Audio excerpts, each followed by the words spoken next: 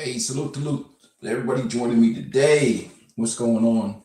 I haven't done one of these live streams, I guess in a week or so, but we talked about it before with the Scott Galloway and Matt Walsh and all these guys that are encouraging men to take up these traditional roles in society in 2026 when everything that has been done in a way to remove all traditional expectations from the other gender, but yet they expect men to behave in a traditional sense. And I think that's where a lot of men are like, kick rocks, not happening.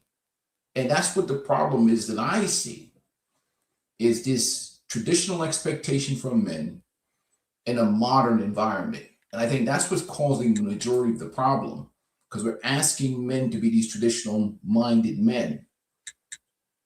And they're going to take on these responsibilities without any mutual benefit.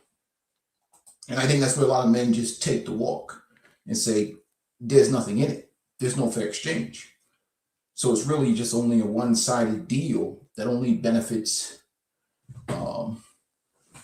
one individual, the woman, mostly. Because that's what's being asked today of men. You see all of the posts on social media about what men are supposed to be, what men are supposed to provide. Very little has been talked about what men are supposed to receive in return for all this traditional sacrifices and traditional benefit expectations or whatever else. And I think that's when the scale becomes unfair and imbalanced. And I think a lot of men are like, because men are rational, logical creatures, those that have any self-esteem or any self-worth, especially if they've been raised in a masculine environment to respect themselves. So let's get this live populated. Guys, make sure you hit the like button coming in so we have these conversations. So let's give you guys a chance to get in here. So basically, we got the men like Scott Galloway and just speaking on deaf ears. So hit the like button, gentlemen, ladies, whoever's in the chat. Salute to you. Let's see who showed up. Guys, go ahead and leave a message in there. Hit the like button. And let's have this conversation. Let me see what we got here. And a lot of times, too, we're seeing a lot of things backfire on a lot of guys that have taken the dive. I mean, they've taken on a woman, taken on a modern woman, and end up dealing with a lot of nonsense.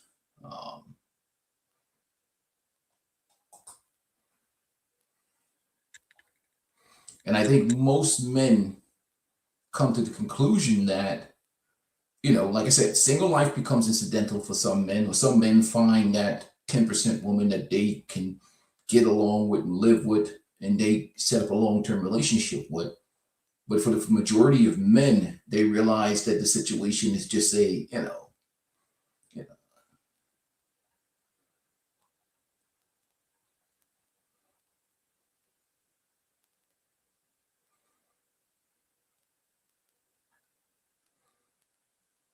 I like this by CGA. This was a good clip by CGA.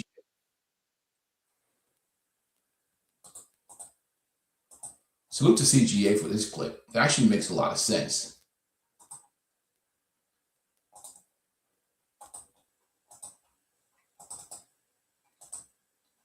Salute to CGA. This makes a hell of a lot of sense.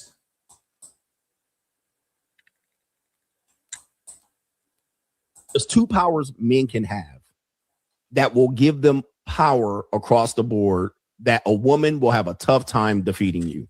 You want to know what those powers are? I want you to listen. Number one is going to be the power to turn down sex. That's number one. You have the power to turn down sex. Like, you could just be like, I don't need none. I don't need to fuck you today. I don't need to fuck you out on the first date. I don't ever need to fuck you. The power to turn down sex. That is a tremendous power. So I've been banging women all week. If a woman came up to me like this, Ling-Ling's here. All right, all week, morning, night. If a woman came up to me today and was like, you need to put pressure on me, I would be like, what? Are you crazy? All right, my balls are empty. Ma'am, I can turn you down. There's nothing you can do for me. Nothing. All right, even if I told a woman, all right, I'll take you out on a date. Ma'am, I don't need to fuck nobody. I got somebody at home. All right, or somebody's coming at 6:30. The power to turn down sex. That's power number one of a guy. That's kryptonite to a woman. Number two, the power to walk away from a woman. The power to walk away.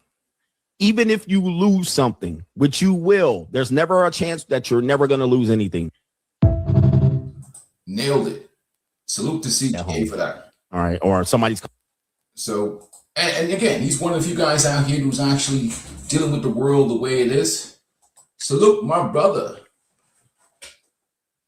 How do you, SS Kent Dollar? Salute to you, brother D.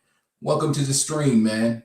But he actually nailed it. Those are two powers that men have. The ability to walk away from situations that no longer serve him. And the majority of the situation that we see nowadays, don't serve men. And that's why I talk on this channel, we keep it real. There are no solutions, only trade-offs. It doesn't mean I told people all the time on this channel, I'm not anti-relationship. I'm just pro-peace, anti-torture. Period. Not anti-relationships. I'm pro-peace, anti-torture. So married, single, don't make a damn difference to me. Are you winning or are you losing? It's the only thing I care about. Is your mental health being nourished? Are you happy? Are you living in peace? Are you going to walk down the street without catching a massive heart attack and stroke and dropping dead because you're burnt out and you're stressed? That's what matters to me more than any relationship status is, are you winning or are you losing? And in this environment that we have here, sometimes it's very difficult for men to really get to a point where they put their mental health and their self-preservation ahead of everything else, because we've been programmed to be the sacrificial animal for society, for everybody else. And this is what I talk about altruism on this programmed altruism and how we can kind of fight back against that. And you have to reprogram yourself many times. We see what's going on with relationships. We see what's going on social media.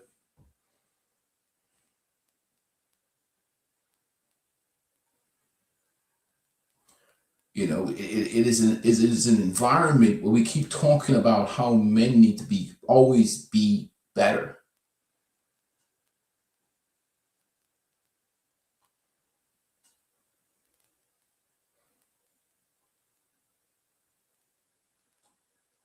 And we never really require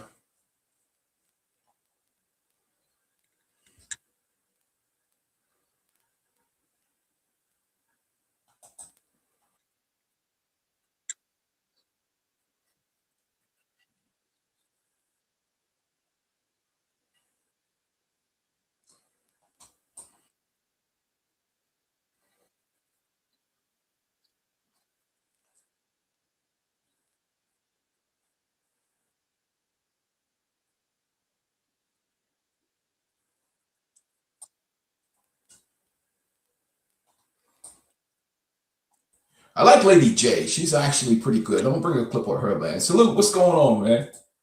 Peace and blessings to you, man. Yeah. What's up, John? How you doing, man? Well, how you pronounce it? Kanak. Salute to you as well, man. But these are different times now. And again, like I'll give you an example. I love Lady J. She actually is pretty entertaining content creator. And this is the mindset, the mentality that you have out here today, and why a lot of the young men don't want to take part in dating and relationships. Per year. I don't think the first answer is going to surprise anyone. 200,000, I guess. But the second answer. Boyfriend makes like 30,000. 30,000? That should be way more. What's wrong with $30,000? I mean, granted, it's not that much, but at their age, it's nothing to sneeze at. Right, I feel like that's like enough. He needs to make enough to spoil you and buy you everything you want. Sadly, that's not an uncommon opinion among some women. They actually believe that a man spoiling them should be part of being in a relationship. But like he works hard for it, so I don't really care. And unfortunately, not enough women have that mentality. No, it's enough. No, it's not. Why not? Because a man should be spending a ring on 30,000. How much on a ring? It's becoming incredibly obvious that a lot of women out there are just interested in relationships for what they can get out of it financially. I think money doesn't matter, so it does matter if you want a successful life, but we are successful. I'd be willing to bet I can predict which one of these women will be in a relationship that's actually built on a stable foundation and which one of them is only in it for the money. Now, before this begins, I would just like to remark how wonderful it is to be able to have free speech. Good morning to everybody who is not in the U.S. military. Wow, now that's an attention grabber. I'm sure it only gets better from here. Good morning to everybody who is sitting at home and not on soil that doesn't belong to them, fighting a war for a country that doesn't care about them. What a wonderful message. And to hear it coming from someone with over 20 million followers on one platform and 30 million on another. I hope you go over there and get your little brain all scrambled up with PTSD and then come back here and see how much the United States cares about you, Pookie. It's always a great indicator of exactly how much class a person has when they wish trauma and mental disorders on another person for their choice of careers. See how much they care about you when you come back with, oh, I'm so sad. I piss my pants every time I see a falafel stand in Manhattan. And here I thought it couldn't get any better. Let's see how much the VA cares about you. Let's see what they tell you to do with your little broken brain from going over to fight a war that's not yours. It kind of makes me wonder if someone's talking about a broken brain from personal experience. They're going to tell you to try breathing exercises because... And you know, this crazy part about it is that, you know, you listen to the Galloways of the world, and they expect the young men to be with these types of woke, liberal-minded type women and in relationships. And again, we talk about taking on loads. Who's taking on loads in 2026 with the economy the way it is? Who wants the responsibility of something that is a complete empty vessel? Just, I mean, after you've had sex with that individual, what else is left after you've experienced sex with that individual? You know, there's nothing else left. You just got an empty talking vessel that offers or adds no value. And then what happens is that feminist script gets flipped to the point where they're saying to you now, you have to pay. We're going to add traditional responsibilities to you. We want you to do all these traditional things financially that pays and takes care of me and pays all the bills, but I don't have to listen to you. I can just be a feminist that expect you to take on traditional values and traditional roles. That sounds like a horrible deal. That's like responsibility without authority or any type of benefits besides box. Use box most of the time. So you have basically a liberally indoctrinated talking puppet in the house with you that gives you a little bit of box every once in a while. Absolutely has no real skills that you can offer a man. It really isn't, you know. What's going on, my brother? Hey, salute to you too, man. Yes, absolutely, man. But I wanted to come in here real quickly. Guys, make sure you hit the like button, man. Peace and blessings to you, brothers, man. Appreciate you coming in to support, man. Yeah. She's talking loads. Yeah, man. You know, like Lebanese one from church. Yeah, man. But guys, yeah, make sure you hit the like button, man. If you want to support the channel, you can. You can do it through Cash App. You can do it through one of these links. Anybody who wants to support the channel is more than welcome to. Click on the link and the whatever description it would be in the description. We'll talk about this, man. Taking on loads. Let me get that off the screen. Taking on loads. This is the new reality, and this is the mindset and the mentality that's out here in these streets. And everybody make it seem like the men are just not performing or living up to expectations. But I think that it goes deeper than that. Some of these young men are getting smart.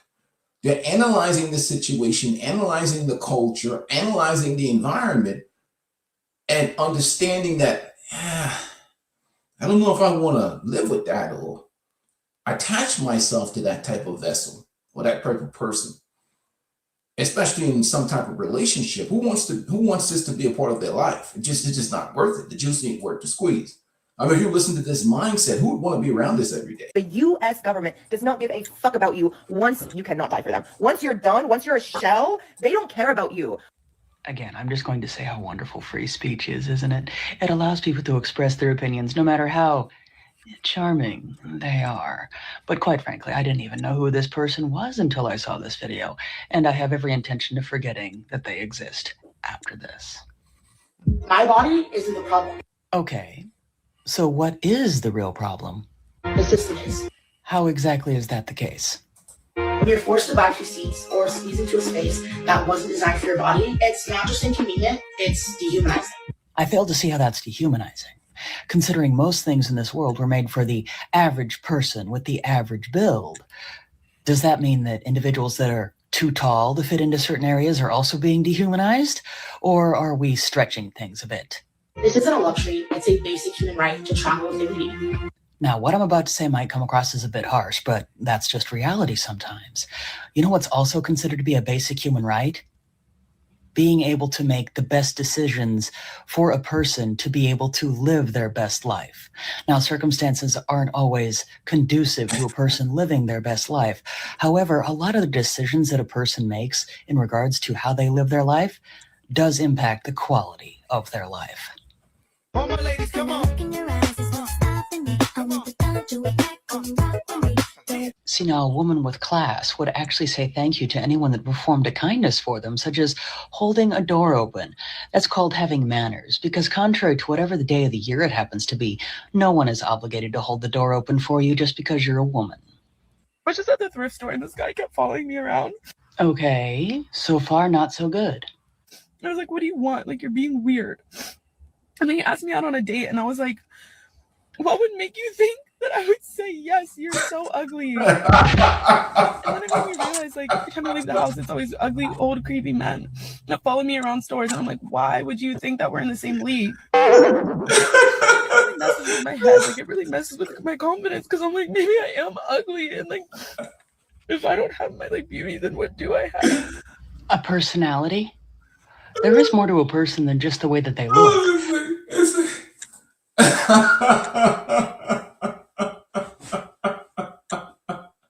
You should just say that shit. Let me play that back, gentlemen. I'm sorry. Go.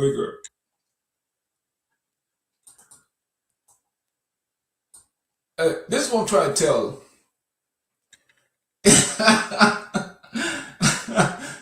I'm saying, like, this is the delusion that you have in these streets right now. And this, see, all these dudes that's grifting on the internet about this pickup game, right? All these dudes grifting on it. You walk up to these women nowadays that have this deluded sense of self-importance or how good they look. They feel disrespected because they think you've lowered them. How dare you, with the audacity of you to even try to ask me for that? But you have the Scott Galloways and all that. Oh yeah, the Bomer shaming these dudes like, oh, you guys are just, rejection is just a part of the game. Man, get out of here, you goofy ass. The social media has changed the game out here. You know, it has changed the game for these young men out here, for men in general. Except people who know how to, you know, circumvent the game. But social media has changed the whole game out here. I mean, she's absolutely destroyed. This is the fragile sense of self-esteem and self-worth. Who would want to have this young lady as a girlfriend? What type of young man would even be bothered with her? I mean, she's obviously off her rockers and delusional. And this is the type of young women that they want the men to date. I mean, just listen to this shit. This is sad.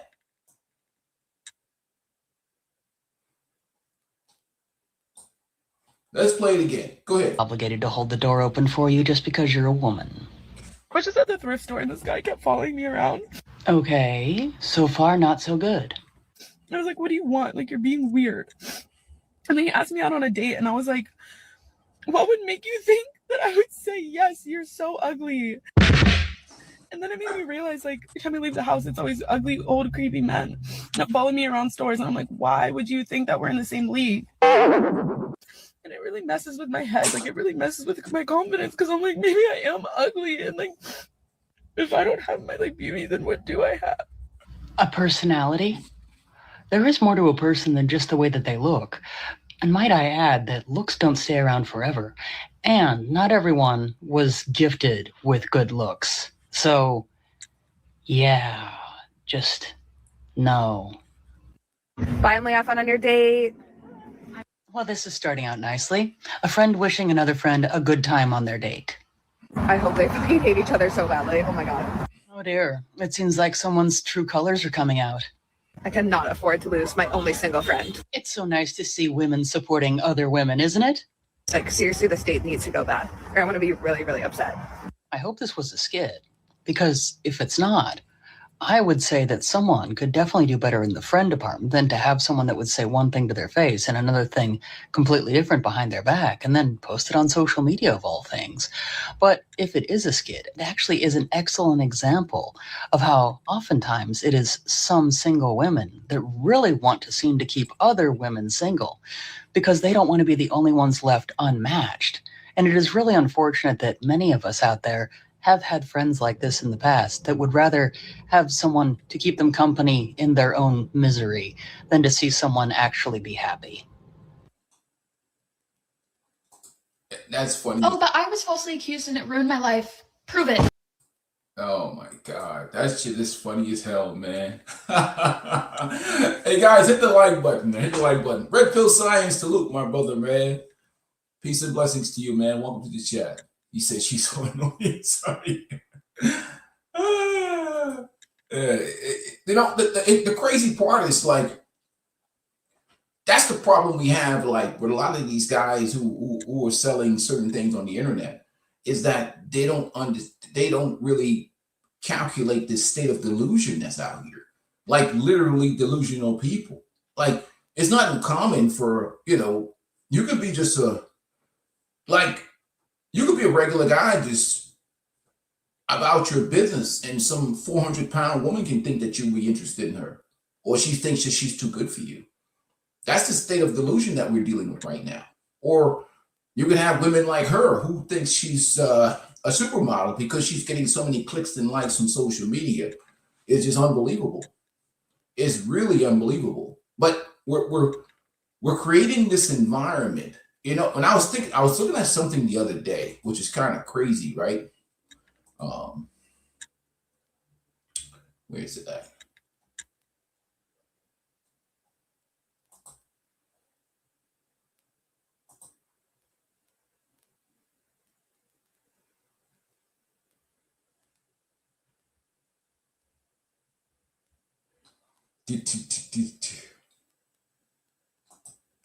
But we got also to consider like what's going on social media and what's going on behind the scenes. Maybe two separate realities. But where are we at?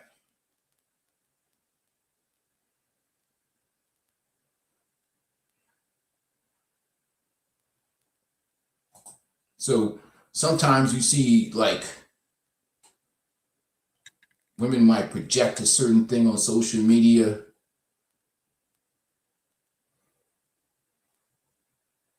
Now this is disturbing. These brothers got to do better, man.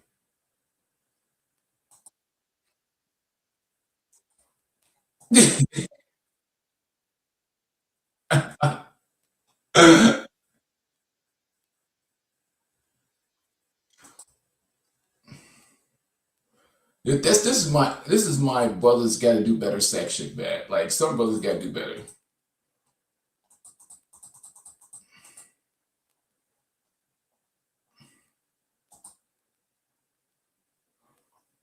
I don't know what happened to this brother over here, man. This brother right here is on some different shit, man. Check this out, man. This is just terrible right here. This is why like certain black men make men look bad, man. This is terrible right here, man. Check this out, man.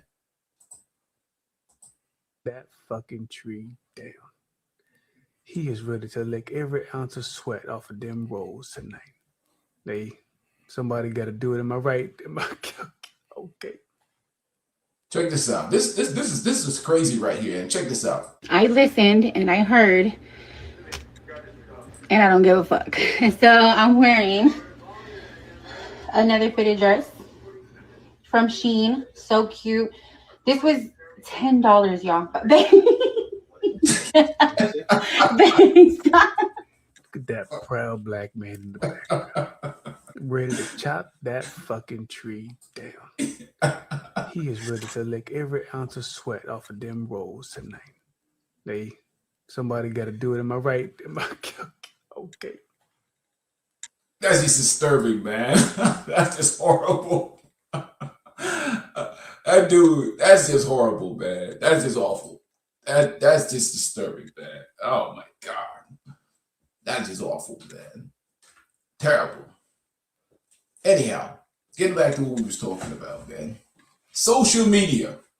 He said social media has created unimaginable delusion. And we have an epidemic of jellyback simps that's really propping a lot of these women up. And it's just yeah, I know. He said, wow. Yeah, some of them dudes, man, they don't have any limitations to them, man. Some of these dudes, you can't really you can't really put limits on the levels, the depths that some of these dudes will go to, man. Hey, what's up, brothers? What's going on, man? But we have to discuss, the realities of what's going on in the modern world, because it's not really like people have these conversations that only good for social media clicks and like. But by the way, we have 35 in here. Hit the like button, guys. Hit the like button. Support the channel if you want to, but make sure you definitely hit the like button. But the conversations, they have to go to a deeper level, because what we're dealing with now, and I think a lot of people don't discuss it, is that what is the average man getting out of the modern relationship is the question. What are you getting? What is the added value that's being added to your life outside of pre-owned? What are you getting today? What exactly what exactly value you're getting if you added one of these individuals to your life? And even for the young men, it's worse with the millennials and the Gen Z men, because those women in particular, most of them were not raised to be wives or under the leadership of a man. In fact, they were raised on computers and social media, raised in a way that is always about themselves. Hey, what's going on? Salute to those who just came in the chat. So you're asking young men to get into these traditional relationships with people that were not raised to be wives. And I'll give you an example. You have the situation with Larry Wheel that's been spiraling out of control lately. I think Marin Gaines over there, Fresh and Fit, did a podcast on it, and he talked about it. You see Larry Wheel had just slapped the brother the other day. Obviously, he's kind of set up for this situation, because, the disrespect. Well, his wife opened up the portal of disrespect. His old lady opened the portal of disrespect. And now the hunters come in because they sense weakness. And sometimes there are just some dudes out here that will just, a dude like Larry Will, they will just want to pound his girl just so they can rub it in his face. It's like a conquest thing. I conquered your girl. For some of these dudes, it's a disturbing thing, but some dudes do stuff like that. But this is one of the situations where dudes who don't have their girls in check, or they marry women that were former chicken heads or something. But it all backfired on him because look at the nonsense that he's dealing with. Like she's out of the way embarrassing this man. It's like the Steph Curry situation where his wife, every opportunity, she disrespects and embarrasses the situation, the lifestyle, the environment by showing them no respect. It's like a humiliation ritual that all these guys, these 1% guys are going through. So what do you think about the average man that's trying to exist here in America and in the West? And we still have people out here shaming men like we're living in the like this is 1910 and men are just not living up to obligations and responsibilities or taking on traditional roles in an environment that's no longer traditional, where you've raised one gender to be a selfish narcissist, and then you want the other gender to be an altruist. When you raise one gender to be a selfish, self-centered narcissist, to prioritize self over everything else, to prioritize tension and all that other stuff over everything else, then you want the other gender to be this, giving or whatever, you're setting them up for failure. So salute to Myron Gaines, the fresh and fit. Excuse the end language and everything else, but it is what it is. Larry is surrounded here. So you got two drunk niggas. You're sober. You're annoyed. The internet's been cooking you all week, calling you a. This is the melting point now. Bro, this is why you guys don't date, bro. This is why. This entire exchange here proves why you don't date, man. The reason why you don't date is because they put you in difficult positions like this. I've told you guys this before. If you don't have your girl under control, her poor decisions or her poor actions are going to control you. Let's get into the slap. So it says here, Larry will slap Dean the Great after he repeatedly complimented his wife, asked for a hug, and disrespected him during a double date stream. Yo, I've never heard of this nigga in my life. Who's Dean the Great? Never heard of this dude ever, bro. Let me see here. Because he tried to throw a little bit of shade at me for roasting his girl. He's an American influencer, boxer, and content creator known for holding titles in Misfits boxing promotion based in Tampa, Florida. Gained popularity through his high-octane fighting style. Okay, so he's a boxer. Never heard of him, bro. Never heard of this guy. Okay, so it doesn't look like he posts on YouTube anymore. Is he on Kick then? Yeah, he's not active on this shit at all. Maybe this? Okay. All right, so this is his Kick stream right now. He's live right now on Kick. He's with Rampage. So he has this, I don't know what this is. 828 followers to go. He's trying to grow his Kick, I guess. So yeah, so it looks like he just started streaming. TikTok, 314. So he's a boxer. I'm trying to figure out what this nigga's main platform is. It's not Kick. It's not YouTube. Let's see, X? No, it ain't X either. Put along. So basically, these guys escalate, and Larry Bill ends up having to slap this guy because, again, when you're dealing with certain women, they put you in bad situation, and we can see, Okay, so he's shorter than her. How tall is this chick? 6'1"? Is this chick that tall? How tall is Larry Wheels? Okay, he's 6'1". So if he's 6'1", niggas be capping about their height all the time. That puts her at like. That argument. Let's move on. No. Yeah, let's move on. Okay, if he's 6'1", that puts her at about 5'9". 5'9"-ish. I don't know if she's wearing heels right now though. That's good. Everybody go always be Why split. do you agree with me? Let's go. Everybody always. Okay, so that puts him at like 5'8". Let me see if I'm right here. His name is Dean the Great. He's 5'5"? Hey, yo. 5'5" to 5'6"? Damn. So that means that she's like 5'7" then. Because you guys can see she's taller than him. Everybody always gonna be split. Fuck what they talking about. Everybody always gonna be split. Yeah, she's taller than him. So I'm gonna peg her around 5'6", 5'7". He's probably closer to 6 foot, 6'1". So okay, now this all makes sense. All right. We always gonna be split on that. She agree with me. We always gonna be split on that. You can't tell me, nigga. You can't tell Nigga, me. y'all, hey, nigga, how in the yo black ass gonna steal a glass from the restaurant? Hey, but she agree with me. Can I get a hug?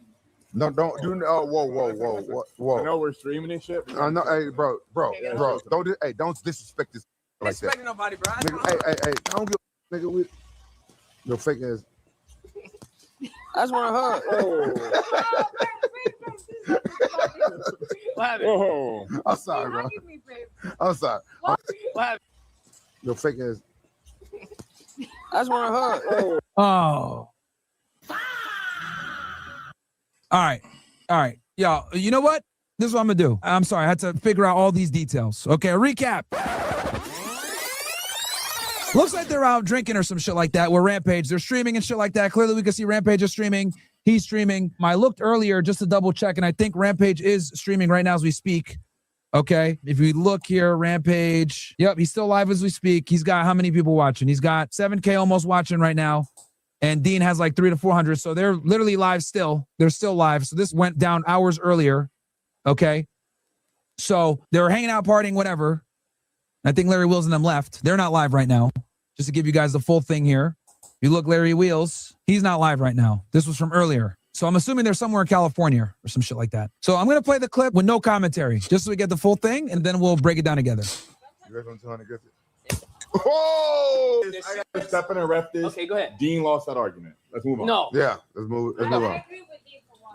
That's good. Everybody gonna always be split. Why you agree with me? Let's go. Everybody always gonna be split. Fuck what they talking about. Everybody always gonna be split. We always gonna be split on that. She agree with me. We always gonna be split on that. Man, yeah, this is how things escalate, man. But again, he's in that situation. Let's continue on. You can't tell me, nigga. You can't tell me. Nigga, y'all, hey, nigga, yo, black will steal a glass from the restaurant. Hey, but she agree with me. Can I get a hug? No, don't do. Oh, whoa. I know we're streaming and shit. I know, hey, bro, don't disrespect this like that. Disrespecting nobody, bro. Nigga, hey, don't give a nigga with your fake ass. I just want a hug. What happened? Whoa. I'm sorry, bro. I'm sorry. Between the two of you. See, we agree. I'm sorry. I just did that shit to fuck with this nigga. She the only one. That no, agree with me. real talk. She the only one that agree with me. Hey, no, don't disrespect. Don't disrespect the king like that. Nigga. He a king, nigga. He a king. You know why? She a queen, though. Listen. Whoa. I know we streaming. You gotta chill. We got chill. I know we streaming, nigga. She a queen, though. Hey, honey or liquor, nigga. I know we streaming, but honey. I'm good. She a queen. No. Chill out. She's married, nigga. Listen, we got two beautiful girls on. Come on, let's go. This nigga, hey, he's fucking. This nigga's around. I think I'm finna be respectful. Nigga, His come wife on. up for grabs. Hey, he's been mad disrespectful. Smiling, Hey, laughing. did you get Larry? Did you get the address? I got the address. Yeah. Hey, don't be mad disrespectful. Come on, I'm man. good. Listen, I know we streaming, nigga. Now this dude's playing with fire now. You know, that's just straight up disrespectful. But let's continue. I don't even know what I'm watching here, man. That can get people deleted. That can go deadly real quick. Like that, he's pushing the envelope. But again, she put a lot of stuff on the internet. He's been getting clowned all week long, setting him up. The hunters are coming in. They smell blood in the water. You know, they smell blood in the water. What's up, Larry? What's going on, bro? Salute. There's blood in the water. He needs to chill. Yeah, there's blood in the water, man. Let's continue. This We're doing the hands. this you ready, nigga. Hey, you ready for them 100 gifted? 200 This gifted? nigga. Listen. You ready for them 200 gifted? Whoa! 200 gifted. I felt good. Hey, Dean. All night getting shit on. Yeah. I was waiting for that moment. Dean. Hey, gift him 100 for me, nigga.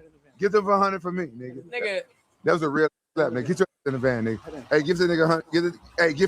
Dean, give him 100. I don't even know how to do it. Well, maybe make it clear though. If it happens again. Man, this nigga ain't just slap me, bro. Yeah, man. I'm good, bro. I'm good.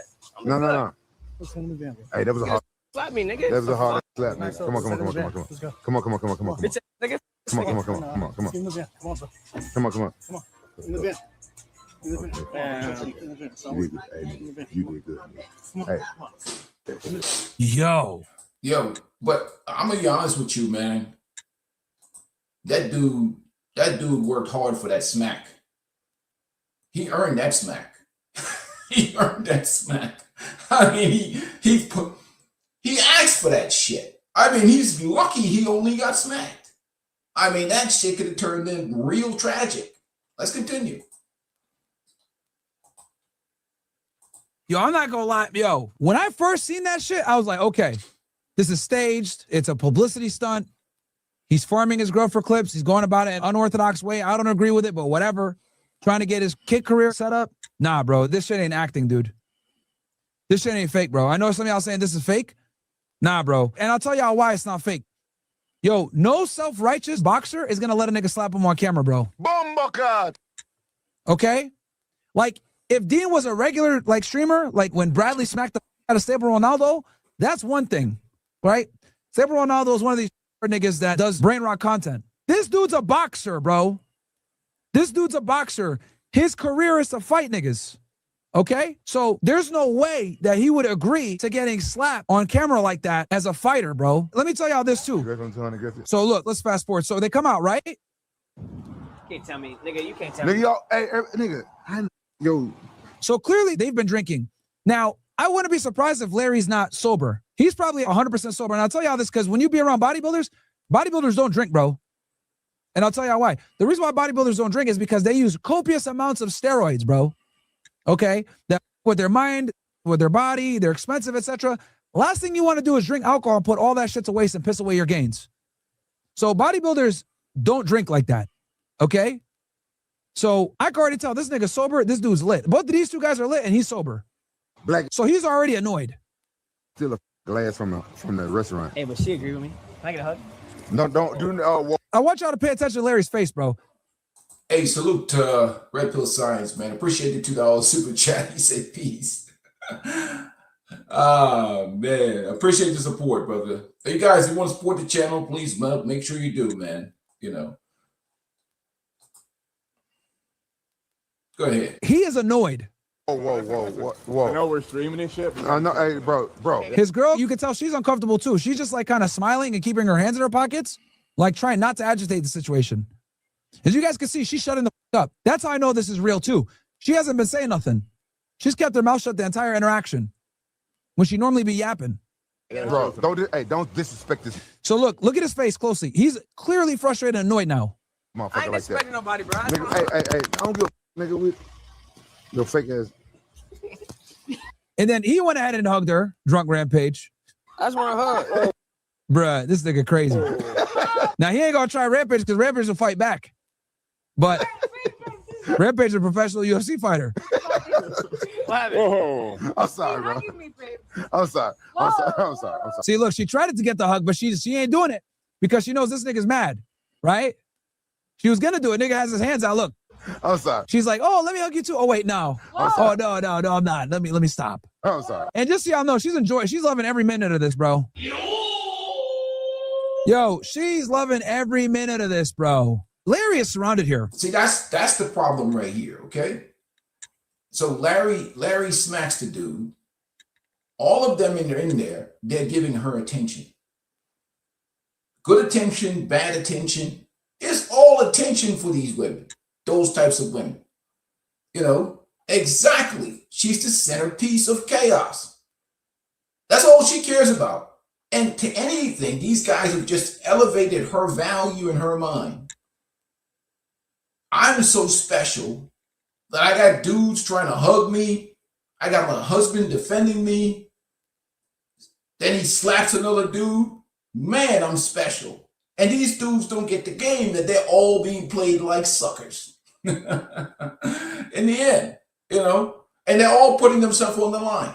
If they broke out into a fight or somebody pulled a piece out, somebody gets killed, somebody goes to jail, or somebody gets injured. So one guy gets smacked, the other guy puts his dignity and self-respect on the line, and she just sits back with no consequences for nothing. And she is really the one who manufactured this environment through disrespect. Through disrespect, she has created this environment. And in all of this, there's zero consequence that's going to come to her. That's what's the crazy part about it. And that's the dude's fault. So you got two drunk niggas put you live on camera. You're sober. You're annoyed. The internet's been cooking you all week, calling you a This is the melting point now. I'm sorry. Between the two of you. See, we agree. So he said, hey, between the two of you, right? So he's annoyed, clearly. And now you can see right here, bro, his mind is going like this. This is what's going through his mind right now. Is this streaming shit worth it? At this moment right now, that face right there, He's asking himself, bro, like, yo, is this streaming shit worth it, bro? Because let me tell y'all something, bro. These regular YouTube niggas that like are used to filming pre-recorded content, day of working out, vlog, all this shit, streaming is a whole other world for them. If you've been on YouTube for like 10 years and you've been recording the same type of content over and over, pre-recorded videos where you can edit, where you can do jump cuts, where you can make yourself look like a rock star, right?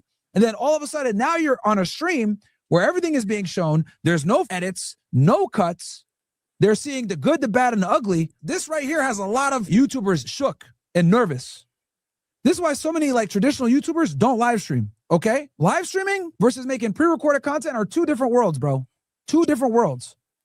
Now, here's the difference though. If you're a streamer, you can easily do regular videos. If you're a good streamer and you're able to captivate an audience and hold people watching you for a period of time, you will have no problem going to pre-edited videos. If anything, you're gonna look like a god. But if you do only pre-edited videos, you're gonna have a hard time acquiescing to streaming. So in other words, being a streamer allows you to be backward compatible with traditional YouTube format. However, traditional YouTube format is now future-proof to help you with becoming a better streamer. And Larry is learning all of this real time right now. This is what y'all see. This nigga's wondering, is the shit worth it? I'm sorry. Do I really want to keep doing this streaming shit? I just did that shit to come fuck with this nigga. So he's mad at Rampage too, by the way. Only one Hey, no, real talk. She's the only one that agree with me. Hey, no, don't disrespect. Don't disrespect the king like that. Nigga. He a king, nigga. He a king. You know why? She a queen. See, and he's using sarcasm on him and shit. You know. Whoa. So this is a red line here. So he tries to touch her again. You gotta chill. We got chill. Right? Looks at him. He's warning him, you got to chill. Yeah, I know we stream, nigga. She a You drunk. queen, though. And hand your liquor, He could have just walked away and ended it right there, but he keeps going, right? Thirsty drunk nigga, man. nigga. I know we streaming, but honey, He gives him one more pep talk like, hey, bro, we streaming this shit. You got to chill. I'm good. She a queen. No. Chill out. She married, nigga. Listen, we got two beautiful girls on. Come on, let's go. This nigga, hey. So he laughs at him, right? This is important. Come on, let's go. So he's giving him another warning, and he laughs at him, right? This nigga, hey, This nigga. Okay, he says this nigga, right? I ain't gonna lie, this nigga deserves a slap at this point, bro. The nigga deserves a slap at this point. He spun me around. I think I'm finna be. He said he spun me around, think I'm about to be finna. Now, here's the sober thoughts coming out. He's mad apparently that I guess him and Larry were sparring or some shit, and Larry threw him on the floor or some shit like that. Pause. This nigga spun me around. I think I'm finna be respectful. That's the sober thoughts coming out of the drunken eyes and drunken mouth. Wife up for grabs. Hey, Then he said his wife is up for grabs? he been mad disrespectful. Hey, she chooses, she's smiling. He's justifying his disrespect. Did you get Larry? Did you And then he says it's like that. get the address? I got the address. Yeah.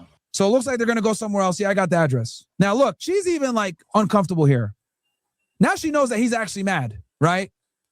This ain't no more joking, bruh. This nigga sloshed out his mind, being disrespectful. Hey, don't be mad disrespectful. Come on, man. Good, Listen, I know we streaming. So he says, I'm good. Yeah, but see, but the thing about it is this. What made him think that his old lady was up for grabs? What made him think that?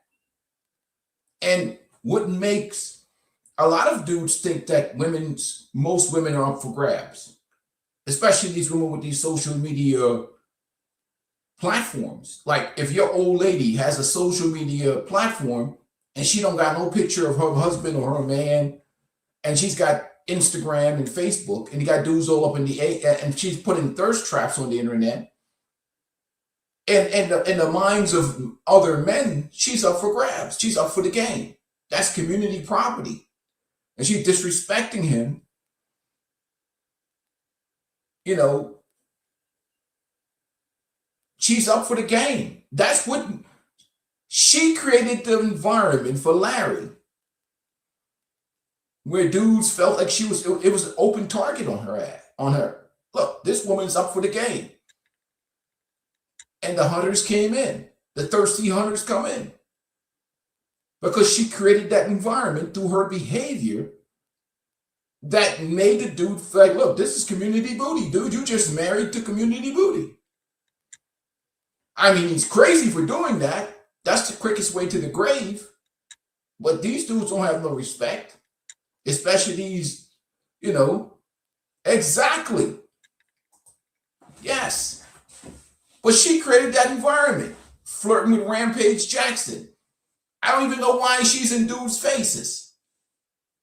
She was thirsty looking at Rampage. I mean, he has her around these dudes. She's not at home at the house chilling, making herself useful, doing something for him, an asset to his life. So he's taking on a load, a liability. And that liability is exploding in his face. Now he's slapping dudes. What if dude went outside and got himself a tool? What if dude had a tool on him? You see how the behaviors, well, first of all, it's hit Larry's responsible. The other dude's responsible too. Two dudes could basically eliminate themselves over a chicken head who don't give a rat's ass about either one of them. And their two lives will become destroyed, and she will just go on living. And that's what happens when dudes bring these types of things into their lives, set them up. You know what I mean? He says smackalicious.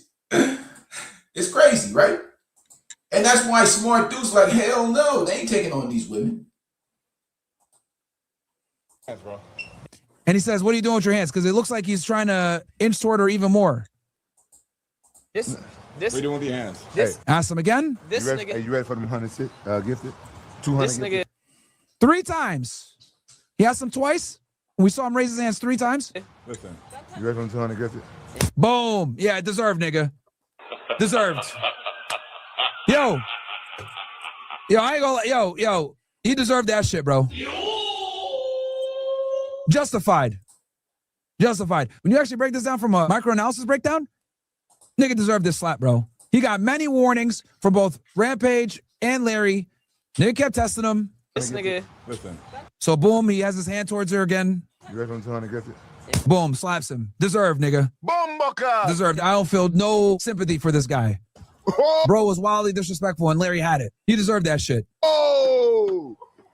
Whoa, 200 gifted. That felt good. Hey, Dean. Yeah, see? I'm not gonna lie. That felt good, bro. This nigga has been petting that. Yo, nigga's been holding that slap in for weeks. Bro, this nigga's been holding that shit in for weeks, man. All night getting shit on. Yep, I like that shit. Hey, that nigga been holding that for a minute. Yeah, I was waiting for that moment. Dean. Hey, gift him 100 for me, nigga. Give him 100 for me, nigga. Nigga. That was a real slap, nigga. Get your in the van, nigga. Hey, give the nigga 100. Hey, Dean, give him 100. I don't know how to do it. Well, maybe make it clear though, but if it happens again. Man, I just nigga, ain't know this nigga Damn, if it happens again, I'm gonna slap you again. ain't just slap me, bro. Yeah, he slapped you, nigga. You were out of pocket. I ain't gonna lie. I can make fun of Larry and shit like that, but that's a whole other level, bro. You deserve that shit, Dean. Nigga need to change his name to Dean the Slap. Holy. Man. I'm good, bro. So, again, a situation where, dudes is crashing out over a chicken head. But dude, man, you could die over some shit like that, disrespecting a man's woman like that. In that situation, you could end up in the cemetery messing around with dudes like that, because it really becomes about the disrespect then at some point. But this is a situation. We got to hold Larry accountable first. He created that for himself, but also he taking on these types of specimens, out here, marrying that. That's what he made his wife with. Imagine where that can go. Now, the question is, that dude going to take that smack and go away? Is he going to take that slap and go away? Now, Larry got to watch his back. You see? Is he just going to just take that? What's coming next?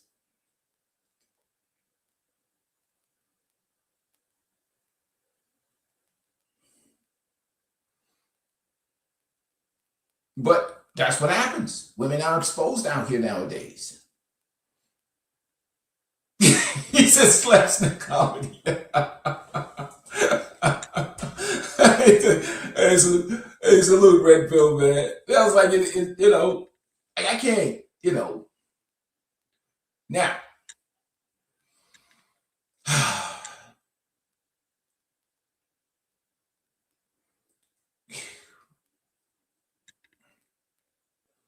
dangerous times, man.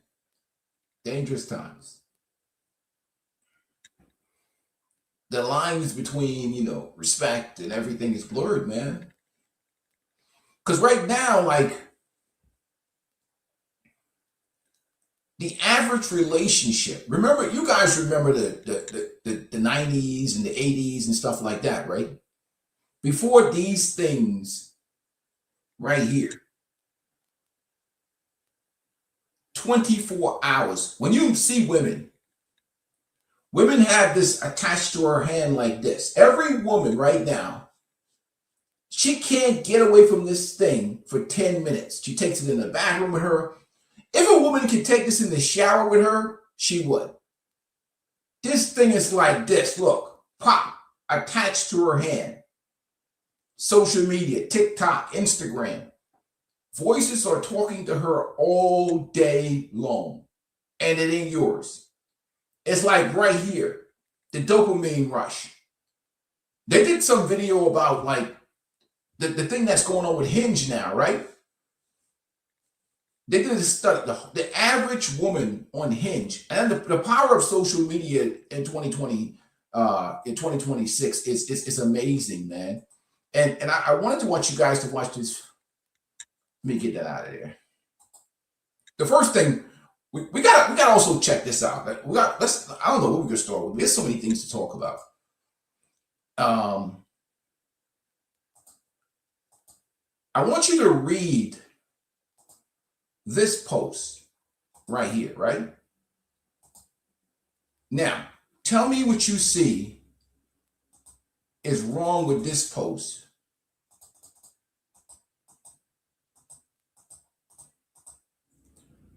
Right here, gentlemen. All right? Share 7. Husband passes away. Okay? Obviously, an older guy. We know who Share 7 is. The sprinkle lady. Right? Now, I want you guys to read this post. This is a part of her statement, a clipping from her statement. Let me take it all the way to the top first. It says, Share 7, known as Sprinkle, has revealed that her husband of 20 years, James, has passed away. TikTok star known for giving advice to women how to bag a high-value man, right? This is the female version of Derek Jackson, and her husband has passed away. My condolences to him and the family. Because, we want to show respect for the dead. But I want you to see how the conversation about his passing. Remember when people passed away in the past, there were certain topics not discussed. When you talk about a person's life, we talk about their character. We talked about they were a loving individual, with the positive things about their lives, right? But you read this post down at the bottom. Just examine it. I mean, he's responsible for this. I will not ever be remarried, which is poor grammar. Again, he was much older. We had a big age gap relationship. I never had to pay no bills. He will be missed. Imagine that, right? The man is dead. And this is the conversation. I will never, ever be remarrying again. He was much older. We had a big age gap relationship. I never had to pay any bills. But of course, the women don't see anything wrong with that. Imagine somebody saying that to your dad. We know the deal.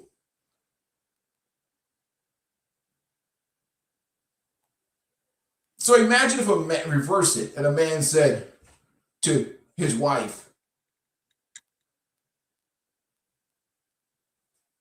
I'm not ever going to remarry again. She was a good wife. She gave great head.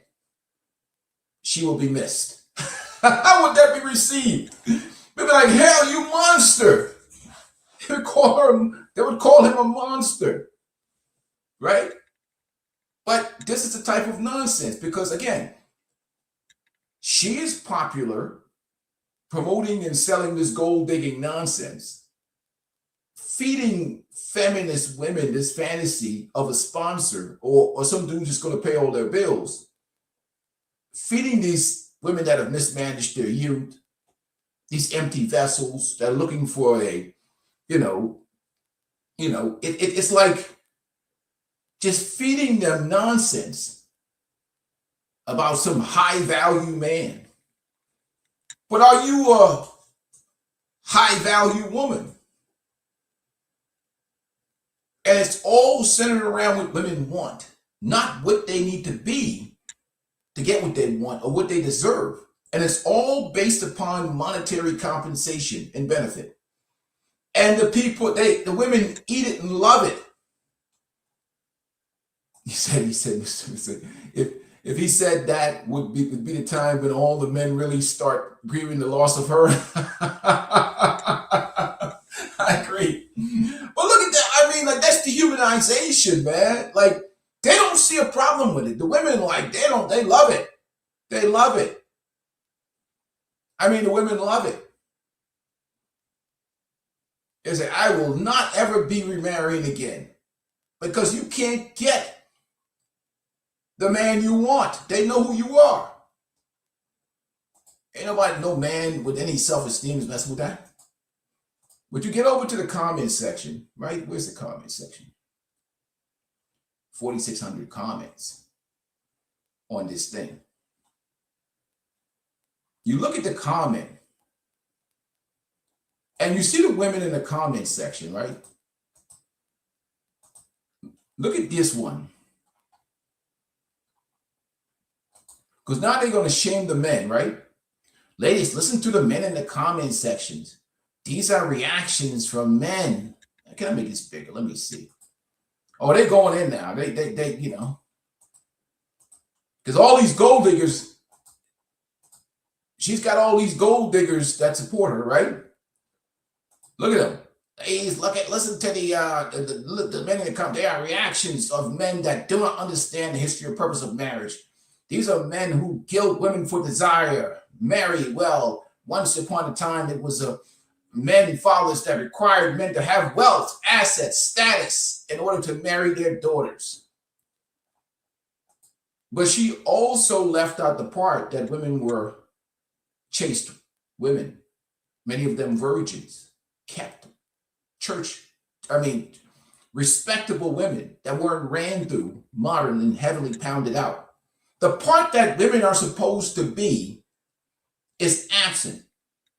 They only talk about the part that they think that women are supposed to get, what women are supposed to receive, not what women are supposed to be or the value they're supposed to be added to men's lives. It's a conversation all about them. So we say, well, you want 100% of your bills paid? No problem. If you're a virgin, we'll do it. What? Now you slut shaming me. Well, 100% of bills, virgin. They go together, right? But he said, well, you're not a virgin. Well, am I asking for MSRP? No. But that's the conversation that's not being had. So all they're talking about is what women require or what women want, but never what women have to be. Because it doesn't matter in their mind of what women have to be. And these are the types of goofies you're dealing with.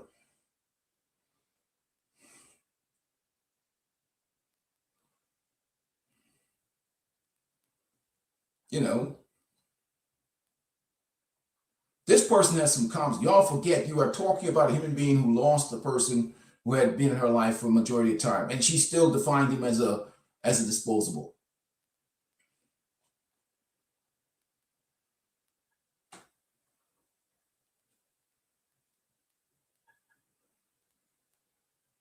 See, look, right here. The 50-50 club is triggered.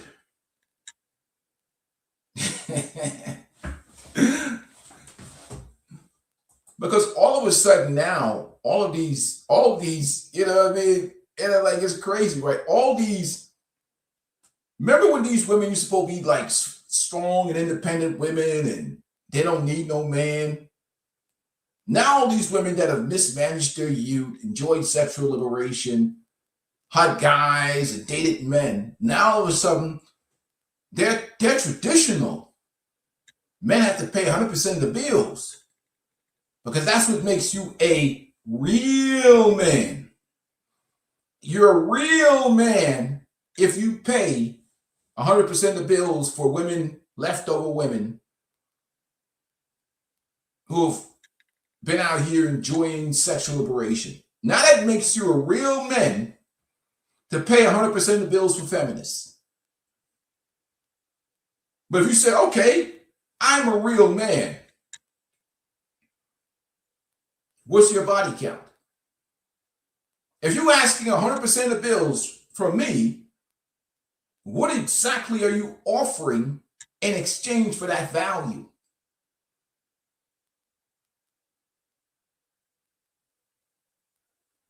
And that's the question that's not being asked. They don't care about that question. Because in their mind, there's such a blessing and a privilege to your life that them bringing that used punani is the ultimate value that is being provided to your life without any standard, without any expectation. Who the hell is taking that type of deal? And then they get mad when these young men don't want to participate. That's the crazy part of that. It's crazy that, I mean, you look at the comment section. Look at the unloved men commenting. The 50-50s are mad in the comments and identify with rejection. It's crazy, right? It's crazy. But that's what you're dealing with. And she basically described his life as some type of utility. You know, like he wasn't even a human being. Provider. And that's what the economy. So what we have now is a situation where feminism has failed. And now it becomes a situation of a money grab, right? But there's still a situation where there's an imbalance in society and the economy and everything. Because here's the thing. The social media has changed the dynamics of the world so much that we've created this environment where we're dealing with a tremendous amount of delusion that's going on, especially here in the West, because we've inflated the perceived value of women compared to men. That's what social media did. It gave women a boost. And I'll show you an example of this right now is what's going on with Hinge, the dating app, Hinge.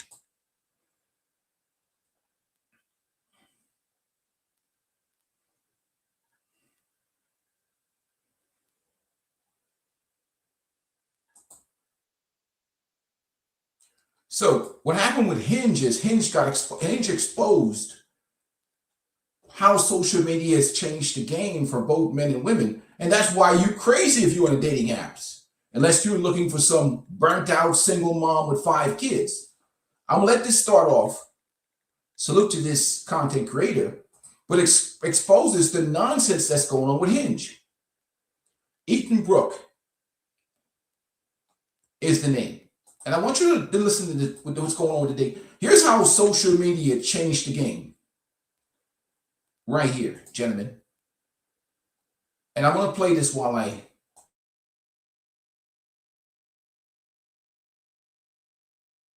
Exposed how fucked Hinge is, and it's gone completely viral. A man on X just exposed how fucked Hinge is, and it's gone completely viral. Murray Hill guy, whose link is in the description, created a Hinge profile of an attractive girl just to see what it's like. It was an experiment, and the results were nuts. This experiment has caused a mass exodus of men leaving Hinge. It tanked the company's stock price. He got banned from Hinge. And it went completely viral because of how bad the results were. So we're going to go through this and you're going to delete Hinge by the end of this video. Let's start with the experiment itself. He created a profile that is supposed to mimic a beautiful mid to see what the average woman's experience on Hinge is like. And even he was shocked by the results. I would say that the girl who I guess is his friend is definitely above average, but still her looks match would be a slightly above average guy, maybe with like a good job. And I mean, we all know that that guy would maybe get like a few likes, but he would definitely not get any matches with any girl that would be in the real world on his level. And this is where it just completely blew up because in less than 1 hour, the girl had over 50 likes. And within the first day, she had over 1,600 likes. And the guy reported that the girl was getting a like every 1 to 2 minutes. Like, you can't even compete with that. It's ridiculous. So let's say this girl is like a 7 out of 10. We now know that a 7 out of 10 girl on Hinge can get 1,600 likes within 24 hours of creating an account. Now, I want you to keep that in mind right now, okay? I have to stop the video just to react to it, just to keep that in mind. Just by creating, this is why the dating apps is such a, for most of the average man, it's just wasting your time and money. First of all, for a man approaching women in public with all the attention and validation they're getting from social media, and now you go on a dating app. So first, the average woman, even a woman below average, this is the average man. So a below average woman, an average woman, thinks she's up here because of the power of social media. Her self-esteem might be in the toilets, but she's getting the dopamine rush from social media. So let's continue on. This is the experiment a man did with Hinge. Let's continue. But fair use.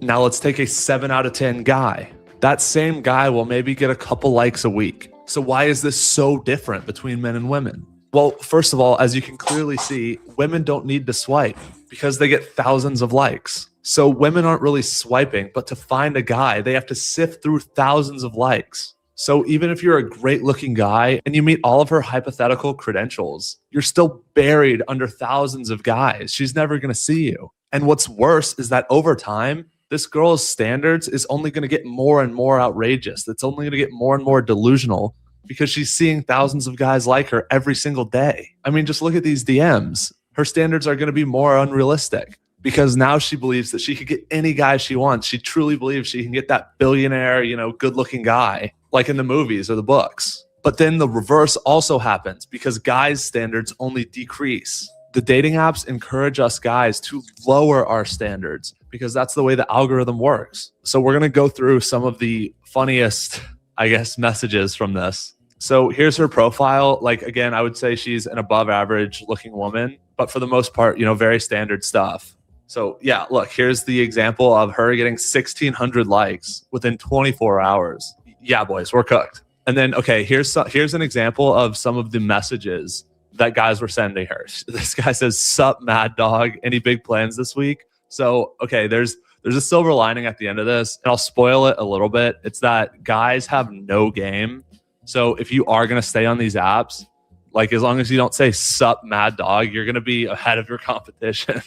Yeah, again, most guys are just opening up saying hello or how was your day? Like, she's got thousands of likes to go through. You think she's going to stop and look at your hello message or how was your day? I mean, yeah, this guy says, "Hi, Mads. When you say you're conservative, what does that mean exactly? What do you think it means?" "Well, some people are like fiscally conservative." He responds, "When you say you're liberal, does it mean you're a retarded soy boy?" And he's still responding. Like, that's just how desperate these guys are. So, I mean, this is New York. It's going to be flooded with maybe these type of guys, but still, like, this is your competition. And then, yeah, this just shows every couple minutes, literally, this girl is getting likes. Here's the original post of the experiment. So we're just going to go through this one video. So, yeah, I mean, yeah, most of these guys aren't even messaging this girl. They're literally just liking her. And then some of them just say, "Hey, hi." Some of them are trying to actually say something. But, I mean, look how many guys there are. How are you ever going to stand out in something like this? I mean, it's ridiculous. It really makes you wonder why, as a guy, should you be on this app? It's so bad.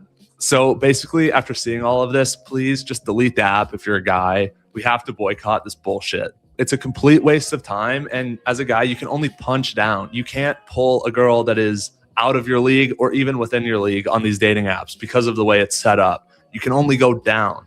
If you want to meet a quality woman these days, it has to be in person. Like these dating apps, Instagram, it's not friendly for, a normal guy. So my advice is to just abandon the dating apps altogether and let's continue to tank their stock price because there is literally no point. You just saw what I saw. Literally thousands of likes within 24 hours. But if you're very stubborn and you want to stay on Hinge, here are the silver linings that we found from this experiment. So one, most guys. So basically, this is an average woman on Hinge. 1,600 likes. She got a bunch of DMs, bunch of jellybacks, bunch of guys in the comment section. What's up, Yoko, man? Salute to you, man. But, no marriage license in the U.S., huh? But you got so an average woman on a dating app. Now, if you go on a dating app, the dating app is infested with older single moms, fat chicks, and then because you ask yourself the question, with the obesity epidemic that we have in the U.S., with all these fat chicks, women that are just hardcore feminists, undesirable women, any woman that, even if she's a mind-torturing feminist, if she at least keeps herself in shape, she's going to get, because she's just a woman being in shape in 2026, she gets like two points up because she doesn't eaten herself into a complete, especially if she doesn't have purple hair and tattoos and all kinds of stuff going on with her in the West, especially because, in America and some of these Western countries, just being halfway decent in terms of keeping up your physical appearance as a woman, the average woman is getting a lot of attention, especially now you add social media into that. And you end up with these situations. And like I said, this is why, obviously Hinge is going to tank. Guys are smart. But look at this situation. This is why you get these reactions. Like, for this particular woman, she feels offended that a man actually approached her in real life. Because then the internet versus the real world. The internet versus the real world. And this is the real world. What this young lady's experiencing right here. Woman. I was just at the thrift store and this guy kept following me around. Okay, so far not so good. I was like, what do you want? Like, you're being weird. And then he asked me out on a date and I was like, what would make you think that I would say yes? You're so ugly. And then it made me realize, every time I leave the house, it's always ugly, old, creepy men that follow me around stores. And I'm like, why would you think that we're in the same league? And it really messes with my head. It really messes with my confidence because I'm like, maybe I am ugly. And if I don't have my beauty, then what do I have? A personality? There is more to a person than just the way that they look. If I don't have my beauty, what do I have?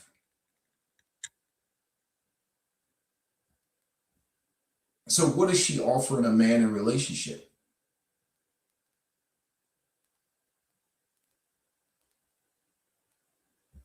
If I don't have my beauty, what do I have?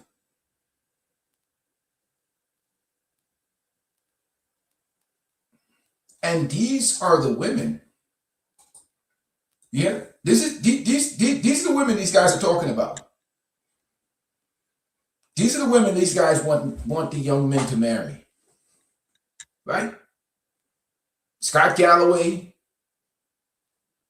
Matt Walsh. This is what you want the young men to marry. This is what the young men are faced with. She's a complete empty vessel.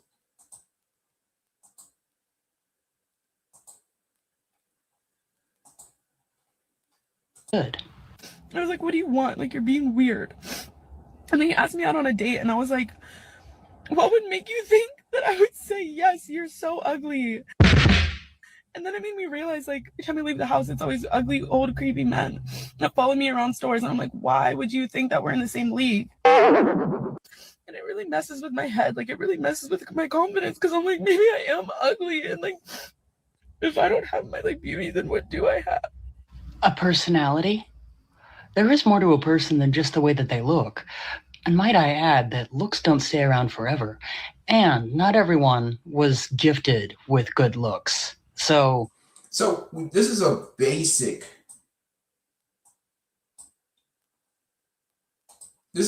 everyday, you know,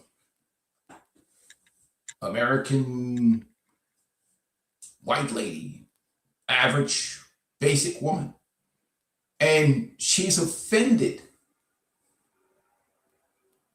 when certain men, because in her mind, in her mindset, her mentality, she has this thing in her head of a type of man that's been programmed in her brain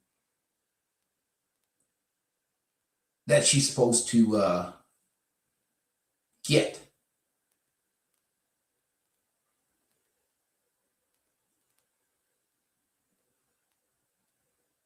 You know, and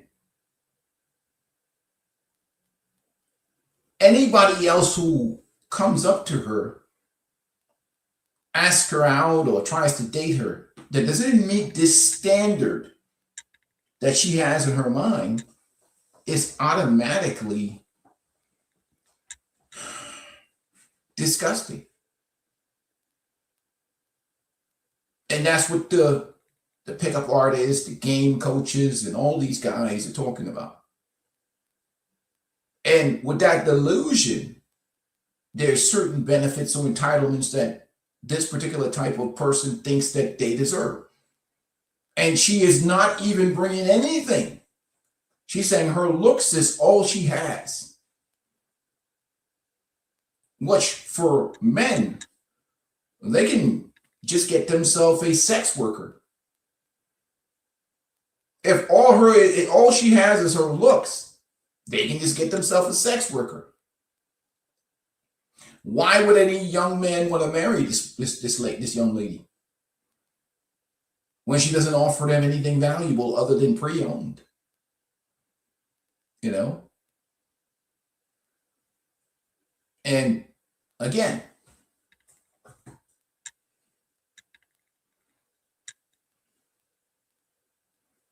this is the portal of delusion. Your relationship is plural. Many voices are going on in their heads all day long. So imagine you just a hardworking guy. Salute, what's up, my brother Top Gun? What's up, my man? Peace, man. How you doing, man? But imagine you're married to a woman. You're in a relationship with her. And she's listening to TikTok all day long. All day long, this is glued to her hand like this. Like, I have two of them, look. Imagine this thing is glued to her hand all day long. Like it's like pride to her hand.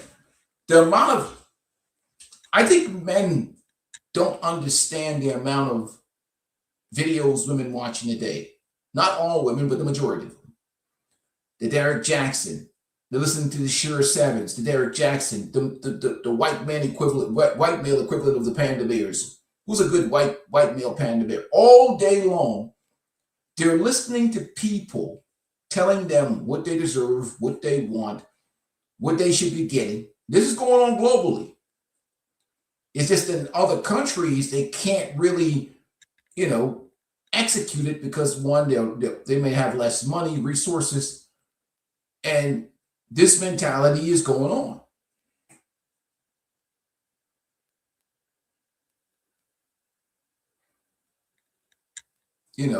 So what they're doing now is, which is crazy, is that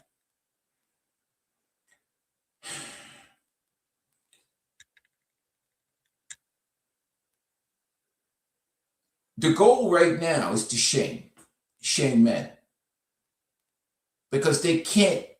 We live in a gynocentric environment. They can't ask women to be better. So if you can't ask women to be better, the next thing you got to do is you can shame men to try and attain unrealistic standards, so that they can maybe create the type of, because the government needs families. The government needs families. But they also got to respect the fact that women do 80+% of the spending. And women vote. But the government needs families. You see the conundrum that they're in? How do you get men to do certain things that you want them to do while still pandering and catering to women?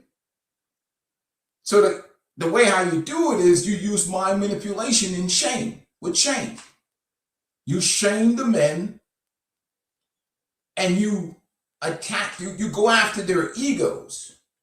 And I made a video this morning about the male ego, especially men that have not been raised in a masculine environment, because the men will try and prove themselves. You notice what they try and do? Broke shaming men. Oh, you broke. It ain't tricking if you got it. Or you just a dusty. You're just a dusty. You broke.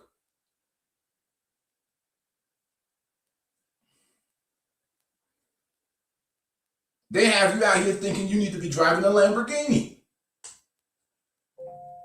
Or if you don't drive a Lamborghini, you're just a loser. That's what they have you out here thinking. If you're not driving a Lamborghini and have $10 million in the bank, you're a loser. So you got to be all these things that they want you to be to date what? A regular basic chick that pledged fraternity in college, got pounded out heavily by the football and basketball team. By the time she's 30, she's got about 30, 40 bodies, 50 bodies on her. Heavily indoctrinated with liberal ideology. And that's what they want you to be, is your wife. And the guys that have any self-respect and self-esteem understand that these things are just rentals. Because in her mind, and all she has is her looks. I'm not making this shit up, Top Gun. You heard that? You heard her? All she's offering you, which code word is saying that all I got to give you is pre-owned. Pre-owned is all I'm bringing to the table.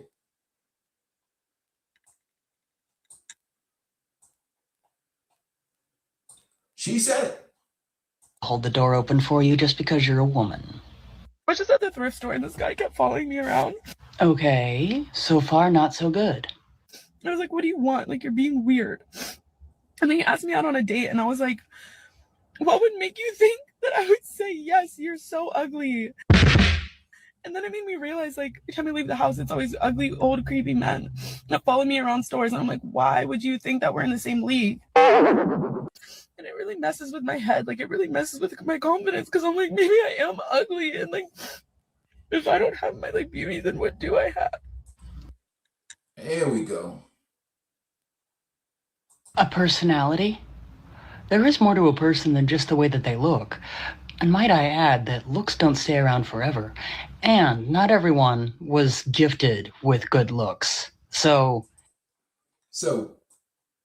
what happens inevitably in relationships is we end up with situations where women like this get into relationships with men and they offer no value to the relationship. And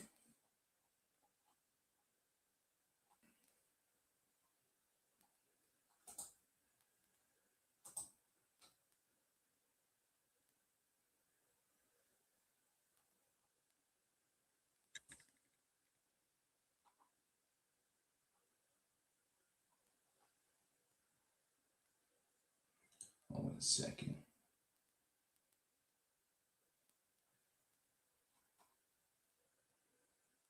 And you end up with a bad case of post-nut clarity.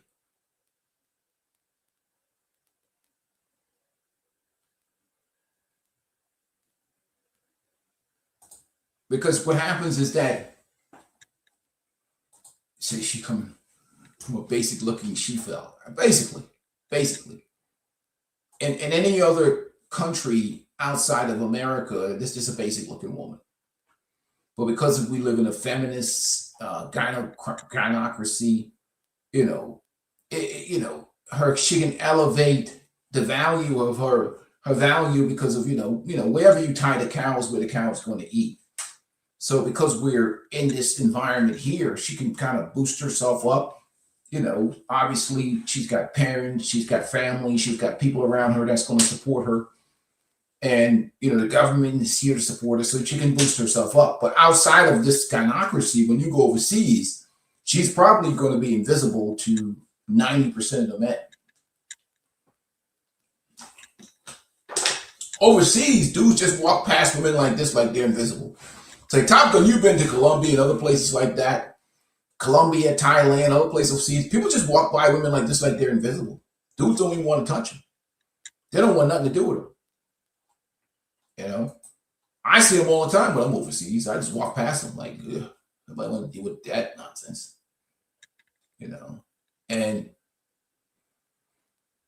But she'll be asking for a whole bunch of shit,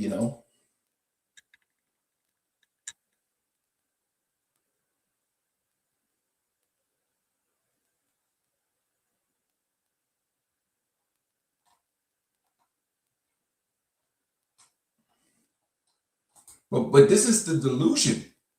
What's going on, XL Pro? Man, it's been a while since I seen you, man. Salute to you, man. He said it's funny because they stole Dusty from SYB. Oh, that's what they do now, man. Like, what it is this, and you know what it is.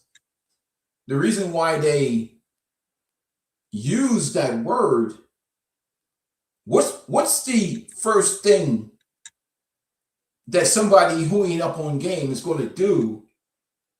I think CGA made a clip the other day of how they sell things to rich people in expensive stores, which is they give them poor customer service. And the poor customer service is designed, CGA was talking about, to trigger that rich person. And I think the situation happened with Adam Sandler's daughter, where she went into was it Louis Vuitton or one of those stores in Hollywood to buy a purse or whatever, and the purse was like a couple of grand. And the sales lady basically looked at her like she couldn't afford it, and she went on home to get Adam Sandler because she was offended. But what ends up happening is that rich person comes to the store and spends 3 or 4 times more money than they originally were intended to spend, right? So the store wins. The other salesperson, the store wins. They probably split the commission, and that rich person, they leave feeling like I showed them. But you was going to spend $2,500. You now spend $20,000. Who won? It's the same way with these women. They'll say, you Dusty. And you'll be like, then the first thing to a guy is go like, well, how can I be Dusty? Then you go down the list of what you are. Well, I make this much money. I did this, that. Now you've just qualified yourself. But what guys fail to realize that you just qualified yourself to a chicken head. You qualified yourself to somebody who don't even like their own face, that's putting makeup on all day long. You qualified yourself to someone with low self-esteem. You've just qualified yourself to somebody and gave them relevance. So it's to trigger the male ego. You probably got some ran through, burnt out baby mama that you just qualified yourself to.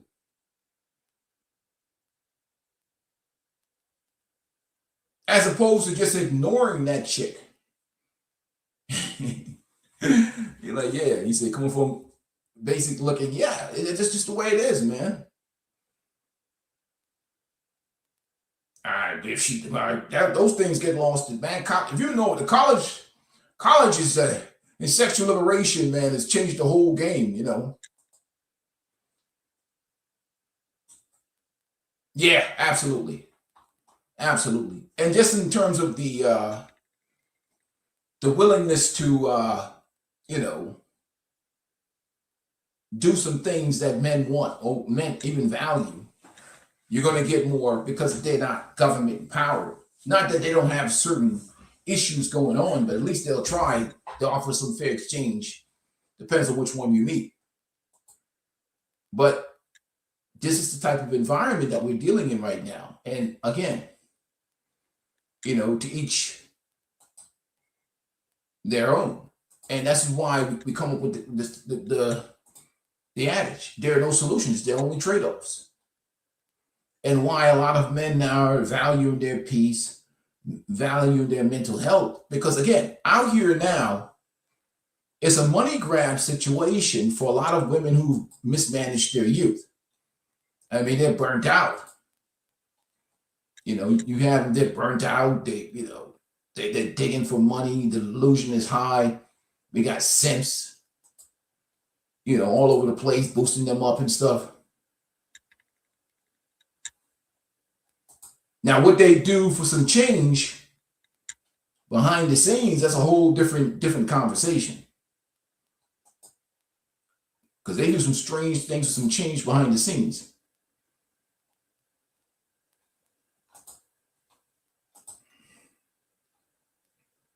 Yeah, they do some strange things with some change behind the scene, man.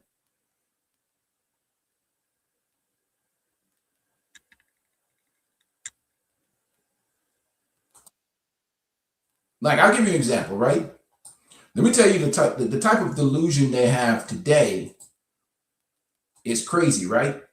I'll give you an example of how crazy the delusion is.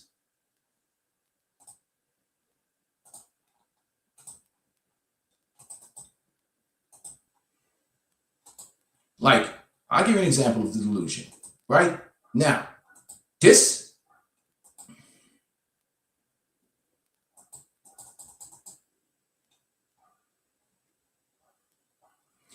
right here is the, you know, typical burnt out baby mama that we see so much in the culture. But because of social media, because of the jellyback sims, and because of all of them, listen to the type of entitlement and delusion that this woman has. These women were, at some point in time, like, nobody took them serious, but social media has boosted them so much. Listen to this nonsense. I am the table, so no man can ask me what I bring to the table. Right, what brings you up? I have over 10 streams of income, 8 businesses. Okay, both. Thank you. I also have 2 baby fathers. My first child I had at 16, didn't know any better. My second one, we was together for 7 years and everything perfect, like all the way up until year 3 or 4. I want you to listen to the arrogance. I am the table, so no man can ask me what I bring to the table. Right, what brings you up? I have over 10 streams of income, 8 businesses. Okay, both.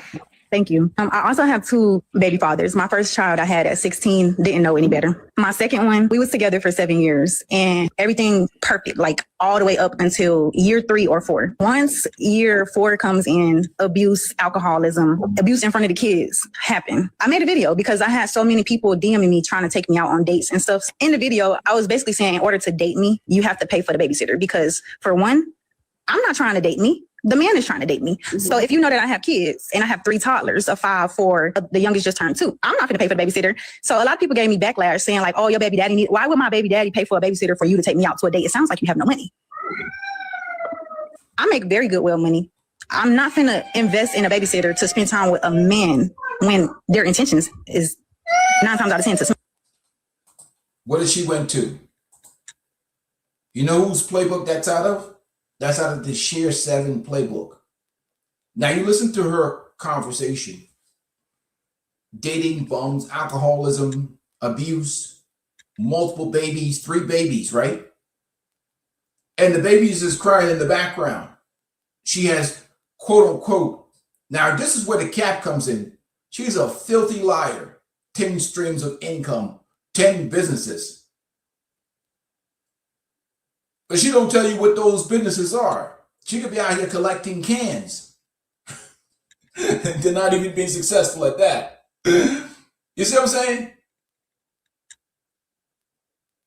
But listen to this trauma-filled baby mama of multiple kids that listens to Sprinkle Sprinkle Lady probably, that is gaslighting value and lying about her businesses or whatever success she has, making shit up. But she's so successful, but she's begging for men to pay for her babysitter so they can take her out. But this is what she's saying on the surface. But she's probably selling punani in the background. That could be one of her businesses. But this is her arrogance. And listen to that nonsense. It's absolutely ridiculous. Let me let it play. Smash. Mommy's on the phone right now. It never fails every time mommy's on the phone. Here comes. I'm sure they want your attention now, yeah. Okay, go lay down and watch TV for me, guys. Okay, 5 minutes, okay? So many people, oh my God, you have 4 kids. You don't have any value. You're used up. I'm used up because I denied you access before you even tried. There's a bunch of men that are mad because I already told them that they don't qualify before they could even apply. But here's my thing, Tiffany. If these are your standards, right? And you're like, hey, it's important that before I go out on a date, that the man I'm dating pays for the babysitting, and that is my standard, why not just stand on it? Like, I don't even think it needs a defense. But what is it that you want people to know so they're clear about who you are and things? I am the table. So no man can ask me what I bring to the table because I am the table. But I have potential people that have interest in marrying me. Okay, so why not follow through with that? If there's men who want to marry you, why not take them up on their offer? Well, this is 2026. I became single May of last year. Okay. I'm not ready to get married. No. I'm dating just to pass my time. Honestly, like, I'm not the kind of woman that's going to lay down with anybody. Just like the person that I had kids with, he's a provider. He took care of me the whole 7 years. You came up here before? Yes, I had long hair. You did? Oh my, when you were in your kitchen, you said y'all just had a baby. Are you from Atlanta? Yes, and we was looking. And y'all had an open relationship. I like men and women. Oh my God, it just dawned on me. You're here. It's like, okay, hey man, salute, man. I appreciate your support, man. You said you're reaching this, so I'm going to donate to the super chat towards you. Doing a live stream from Starbucks one day. That'd be historical. I gotta actually do something like that. Oh my goodness. But I'm telling you right now, right? You know,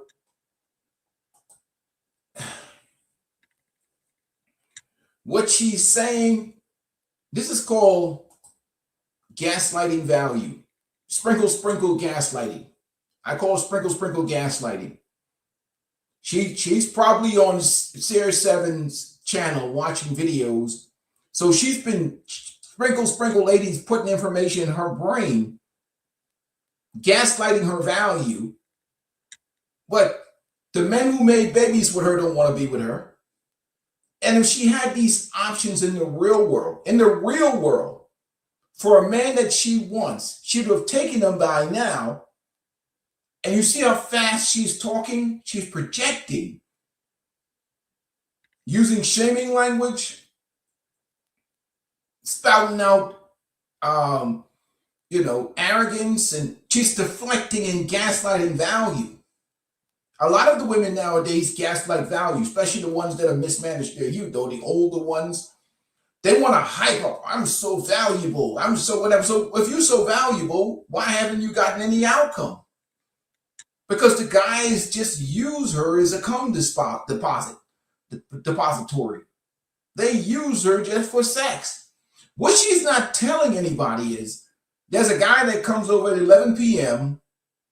multiple times a week and folds her up in them sheets, pounds her out, leaves deposits on her back, washes himself off on the sink, never calls her back until he needs another service. She's not telling you that. Could be one of her baby daddies that's doing that. But what I call this is called fishing for a simp. She's fishing for a simp. She watches Sprinkle Sprinkle. She gaslights value. And she's trying to find a guy that has low enough self-esteem but he still has good income, then he's going to see her as value. If she keeps talking up her value, maybe somebody will take the bait. But shame, I am the table, all these things. Well, the 11 p.m. guy doesn't think she's the table. He thinks that she's a nice place to relieve his poison. So he makes his deposit when he needs it. He call up and he'd be like, look, hey, what time them kids going to sleep? Oh, they up late, 8. Put them to bed about 9, okay? I'll be over about 9, about 10 o'clock. Make sure you take your shower, right? That's the 11 p.m. guy. He waits till babies go to sleep, and he slides right up in there. He probably puts a sock in her mouth, and he does what he has to do to her. But then she comes back to social media, and she got all them thirsty Boyce Watkins type simps in her DM, and then she's talking. See, what she's saying online and what's happening in the real world is complete contradictory. And guys be watching from the shadows just laughing, and they'd be like, they just go there to relieve their poison. A lot of these women, men just use them to relieve their poison. They relieve that poison, they wash themselves off, take a shower, jump in their car and leave. But they're out here fishing for a simp. They're out here listening to Sarah 7, Derek Jackson. Listen to these panda bears. But outcome itself just shows that they're not getting what they want. Or at least if they got what they remember, men have 20 times more testosterone than women. So they have a biological advantage. Men have 20 times more testosterone than women. They were born at the top of the mountain. And you're telling me after all these years, you have not been able to secure a man in a relationship because they're insufferable. And they're only used as recreational use, village booty for men that need to drink their poison and move. Maybe a guy leaves a couple dollars on the table. Hey, here, here's a couple dollars. But this is a broke chick. She doesn't have any money. The more they try and gaslight that they have money, she doesn't have any money. She's broke as hell. She didn't have a dollar to her name. She's probably living off some child support payments that she probably burns and spends and just whatever. She got no money. She's broke as hell. You can tell a broke chick when you see them. They always begging, drag begging online. No properly raised woman is out here begging no man to pay for no babysitters or any nonsense like that. This is what I call a broke beggar. But some fool, some jellyback simp won't see her cards and won't understand what she's made of. She's not made up. She's just bullshitting. Because the dude ain't hip on the game. This is low-hanging fruit. I wouldn't advise anybody going in there something like this. This is low-hanging fruit. But let her continue gaslighting her value and telling us how special and valuable she is when she can't even get the outcome that she wants, when men have 20 times more testosterone than she does, and she has a biological advantage, she still hasn't been able to close.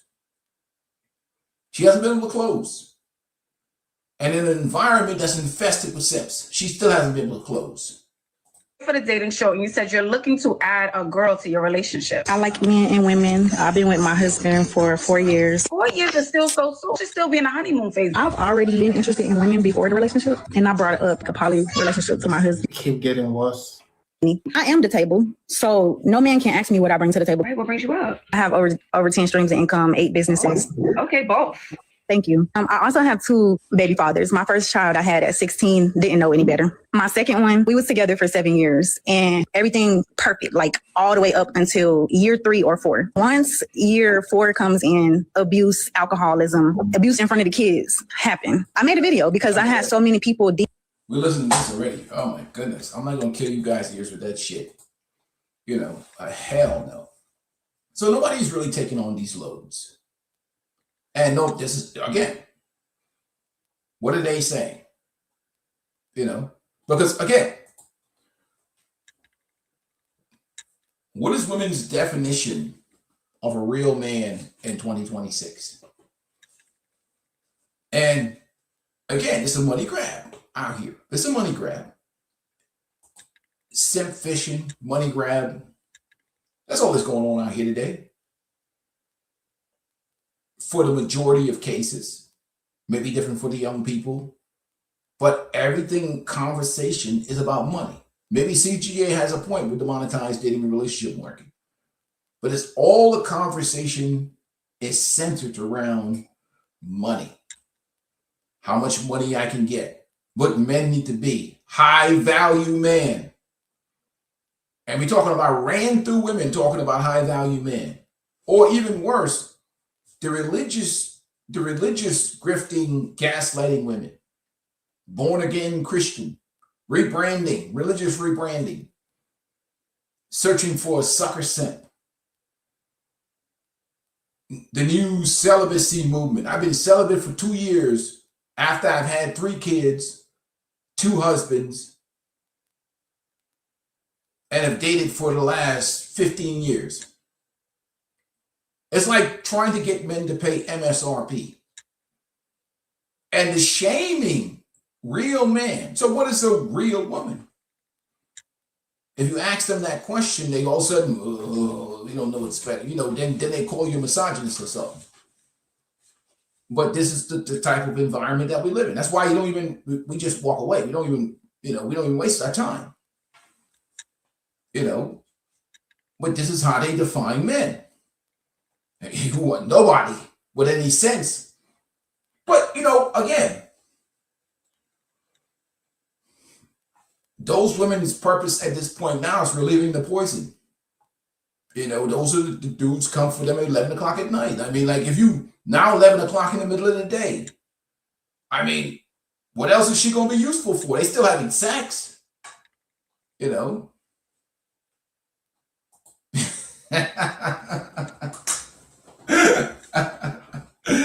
Hey guys, don't let this Top Gun be the Top Gun and Red Pill Science be the one who want to support the channel, man. Support the chat, support the channel. You know what I mean? Keep content, keep the commercials out. But yeah, it was like salute again to Top Gun. Appreciate Red Pill Science. Appreciate you too, man, for supporting the channel. You guys support the channel, support the content. We'll keep more of these streams going. If people support the streams, there'll be more streams. That's the quickest way to get more streams is to support the streams. You know what I mean? Because you got to understand it takes time to dedicate the time to doing the streams. But I appreciate you guys' support. But this is what we're trying to do now. What we're trying to do now is man shame. What they're trying to do is man shame. What a real man is, redefine masculinity and with everything that benefits them. But if you switch the conversation of what women should bring to men that qualifies them to deserve the type of relationships that they're asking for, that's when all the backpedaling comes in. And guess what? They just bring more shame. More shame is added because the answer is pre-owned. Pre-owned is all they're offering you. That's all you're going to get. It's pre-owned. You're going to get pre-owned in the house, but outside of pre-owned, I really don't see what you're getting. They don't have any skills. I mean, if you put, they probably couldn't cook some boiled eggs without busting the eggs open in the pot. You're just getting pre-owned. And smart men have figured out that you're taking on a financial load, you're taking on responsibility, you're taking on drama, you're taking on issues, and all you're getting is pre-owned. You're going to have to do the cleaning, you're going to have to do all the cooking, you're going to have to do everything else that you're doing right now as a single guy. Now you just added a bill. And even the delivery, the suffering that you have to go through to keep that pre-owned around. You could just hire you a worker and see her once a week and relieve your poison and skip all that drama, all that nonsense, all that bullshit. You know what I mean? That's all they're their offering is pretty on. And that's what a lot of guys have come to accept, is that what these guys, what these conservatives are doing, what a lot of these people are doing is trying to convince men that they should take on these deals that just don't benefit them. I mean, just go ahead and take on these deals, you know, sign up for these women, without understanding that so much has changed in this society, and we're not even talking about the economics of today. It costs more money to do everything. Everything is just more expensive. We saw that Top Gun. He said 10 streams of income, asking for a babysitter to be paid for the sucker that they deserve to be caught. Yeah. But again, she looking like me or you. See, the real dudes would be like, call on the phone. Man, I saw that. The real dudes be like, look, I saw that Instagram video. Look, would you stop that goofy stuff, you chicken head? Look, man, I'm coming over at 11, okay? See you at 11 o'clock. Just put them babies to sleep. I'll be over at 11. That dude comes over there. He pounds it from 11 to 12. What they say and what they do. What goes on behind the scenes. And I remember the one chick gave the game away about some of what these chicks are doing, right? Remove that from the scene. If you guys want to support the channel, you can Cash App, or you can buy me a coffee. But we're going to continue on. You want to keep these streams going, support the channel, we'll keep these streams going. But moving right along,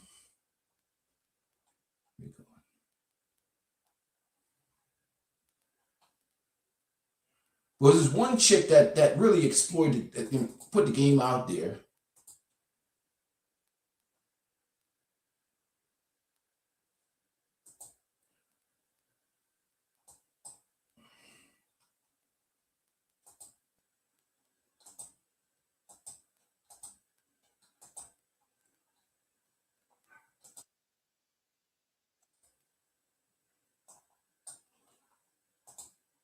So what they say versus what they are actually doing.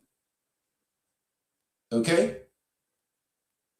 The real dudes don't even listen to this nonsense they're going to be talking about. All these social media posts, all these videos, whatever else. He don't get in nobody's DMs.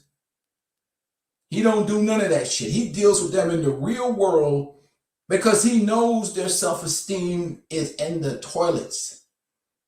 And all they're really doing is getting pounded hard by multiple dudes that don't commit to them at all because they know who they are. They know who their baby daddies are. They know who they know them from the neighborhood. They tell them to shut up. Like, they tell these women, man, shut up. Look, I'm coming over at 10, okay? Be ready. Ain't here and listen to all that goofy shit. And the women be like, oh, you so mean. Okay, come over at 10. And you go over at 10. Because you're dealing with chicken heads. We know what chicken heads are, but dudes have gotten soft. We're dealing with chicken heads. And let me give you an example. This chick gave the game on these chicken heads. They don't really have, they have low self-esteem. They have internet self-esteem.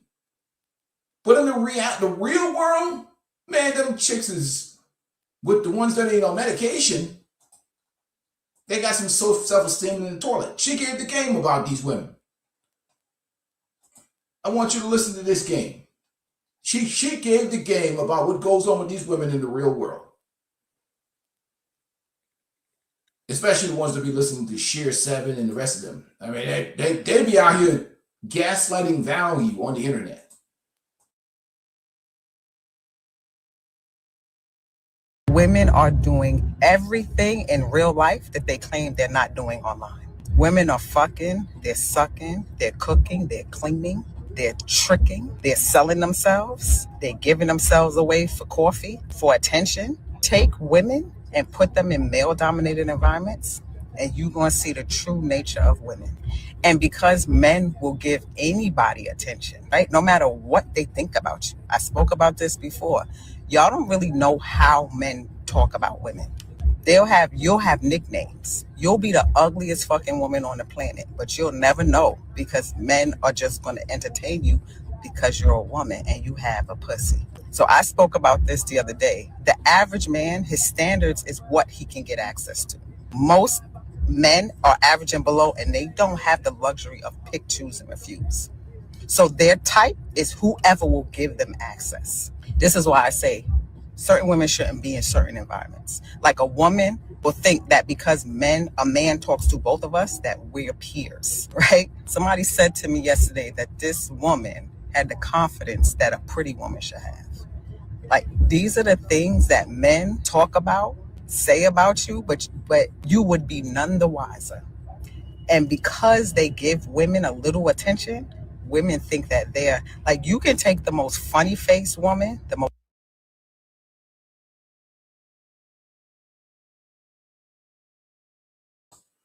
You know what the crazy thing is? She's doing the same thing. The same woman with all this makeup on her face, she's giving game. But some dude, like a Peaceful Life, is putting his big palm in her back at night, putting and bending her over some bed at 11 o'clock at night. Some guy like me is ruthlessly pounding this woman who's talking right now with all that fake up and all that shit on her face. This is her social media performance. A guy like me is putting his big palms on her back, the one who's talking. She's giving the game because that's who she is too, in the middle of the night. And he's leaving in an hour. He said, when they were trying that delusional BS with me, I didn't tell him, okay, I wish you the best. Have a nice life. Exactly. The phone call comes. That's how you treat them. That's how you treat chicken heads. This is a chicken head too. That's a chicken head. Don't be deceived, gentlemen. That's a chicken head. Look at her. She's giving away game, but she's also a chicken head. Don't let these women fool you. The social media era. You see, I'm old school from the Serengeti. Women like this we have for breakfast and lunch. They got some social media self-esteem and they're out here grifting on the internet. But a Peaceful Life knows a chicken head when he sees them. Trust me, I've consumed many of them. I know. That's a chicken head. But hey, she's giving away game. But yeah, after she's done this video, some dude like me be like, yo, all that bullshit you talking on the internet, get your ass over here. She be like, yeah, you're a Peaceful Life, I'm coming over. Shut up. Get your goofy ass over my house. She come pull up in the driveway and shit. Hey, what's up, my brother? Salute, man. Yeah. Don't matter what these women say. Dudes like me tell them to shut the F up and bring your goofy ass over to the house. That's what we tell them. I don't play with women like this. Like, get your goofy ass off the internet and bring your ass over here now. Deliver this punani to Peaceful Life. I ain't getting out of this house, especially raining outside. You think I'm gonna let some rain touch my bald head? No, bring your ass over here. This one right here in that robe. She's probably selling punani. But anyhow, that's a whole other story. Let's move on. And this is an old woman. That's an older woman. How I know? Because I'm old. But because we've created this thirst economy, anything that's just not morbidly obese, that's digestible, that's easy on the eye, gets glory nowadays. We're in hard times, man. Obesity is taking over the land. Let's continue on. most bad built woman. She never got any real attention in the world. Put her in a male dominated environment and she gonna start feeling herself. Like she cute. Like even pretty women. Like just cause you pretty, that doesn't mean like it's a lot of goofy pretty women. A lot of socially awkward pretty women. A lot of fucking goofies and cornies that you just happen to be born with looks. As somebody who has been in the world, I'm pre-social media. Women are lying. Everything they claim online in their groups and all that, they're doing it in the real world.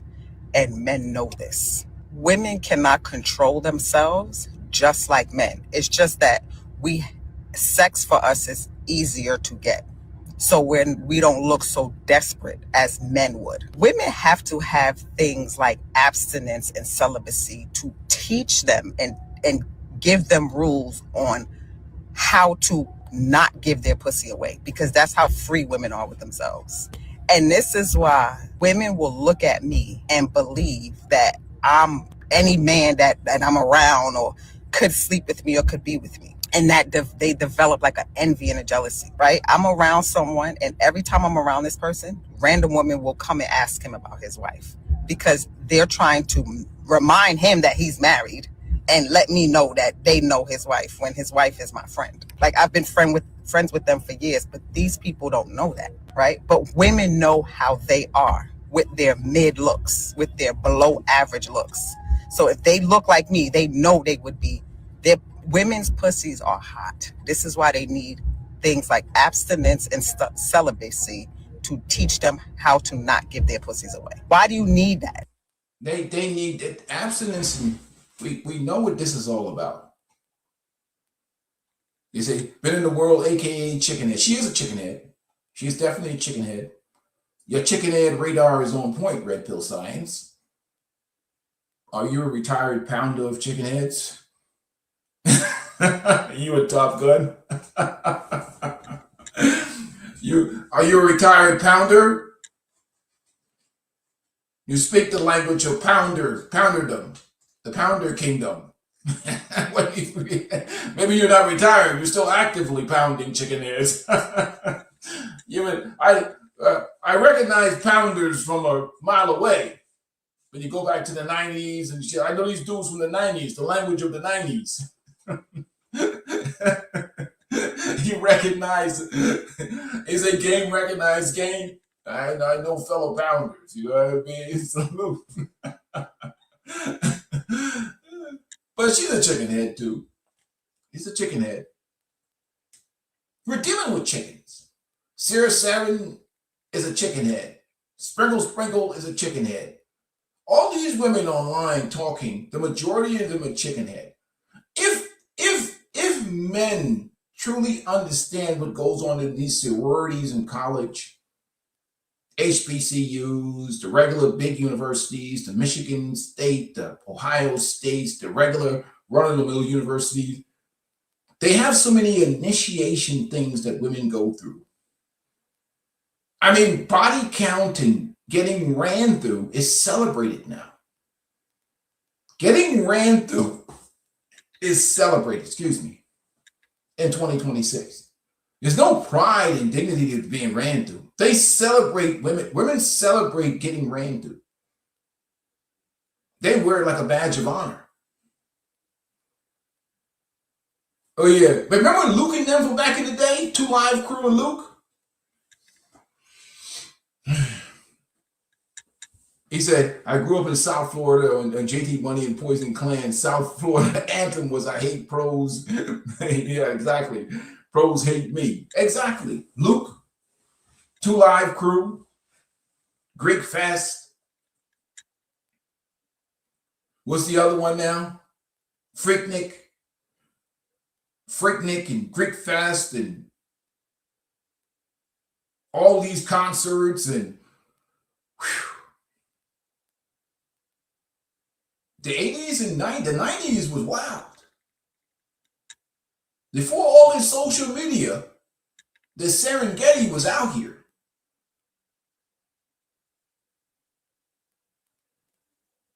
See, I remember a world without social media. these goofy type women would be laughed at. Guys like me still laugh at them because they got these social media accounts and they're talking and lecturing like they have great wisdom. But these are just old hoes.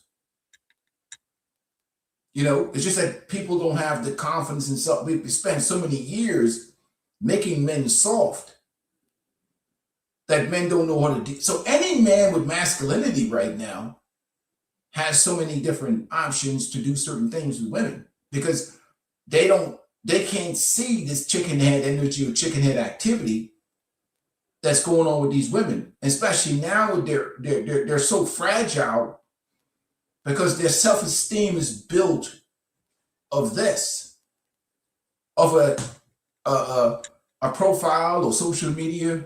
The whole self-esteem is built. If social media crashed for about 90 days, there'll be massive amounts of women jumping off of bridges. If social media was to go away for 90 days, you'll see ambulance going to bridges and women cutting their wrists and their whole identity would be destroyed. Especially when these older women that are trying to rebrand themselves and find themselves a sucker simp to take care of them. Man, you'll see some serious medical problems if social media was to go down right now. It would be bad out here, man. But let me let her finish kicking this game. But what is she doing later on? Look at her wearing makeup, face covered in shit. This is a basic looking broad. She's a basic broad. She's out here grifting. She's grifting. She's grifting out here. She should be at home trying to cook that roast or some. You know, she should be at home with her husband cooking some meal. She out here on social media grifting, face caked up with makeup. She almost 50 years old. This shit is crazy, right? Go ahead, kick the game. Why do you just not give yourself away? No, they need rules. You can't do this, you can't do that, right? And a lot of times women isolate themselves and stay away from men because they can't control their bodies. Again, men know all this. Women are only fooling each other. This is why women will ask, like, what do you do when you have urges? Urges. I'm not a fucking animal. It's far beyond women to just not desire to fuck every man they see. They just can't help themselves. So all this talk about babies are still being born, STD rates are still high, and all of these things because women are fucking. And men know it. The men in the world that's again knocking chicks down, having women, they're not worried about the shit women are talking about. It's just the incels who fear that they can't get access or they can't access women. Those are the only men complaining, right? So a lot of what I talk about, women want to be a part of, they want to relate to, but a lot of women don't. Exactly. But she is the one right there getting folded up in the middle of the night. You know? She's getting folded up, gentlemen.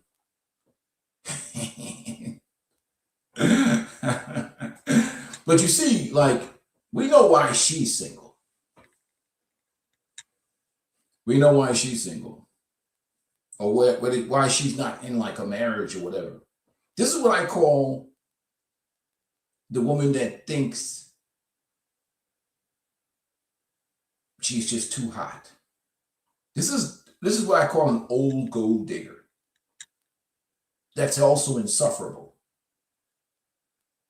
I get what she's saying. She's giving game, but if you analyze her, there's many women like this who can't keep a man.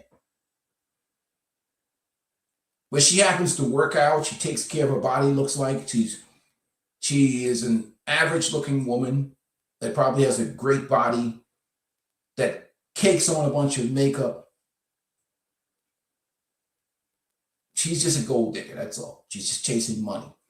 And, you know, some guy probably uses her. What happens is rich guys will use women like this for recreational use, or guys that like used to be on the ball team back in the day, guys that have a certain status level. You know, the guy she likes, in the past, he still had access to her, just pounds her out. But this type of creature now is popping up all on social media. They're putting out certain videos and whatever else. But again, she's another woman that's searching for a hero. So that's the new thing right now. But again, we go back to these guys and we talk about why men are taking the walking pathway and not even dealing with some of these women. And these conservatives and other people don't understand how things have changed so much over the years. Things have changed. Things have changed, man. It's not the same anymore.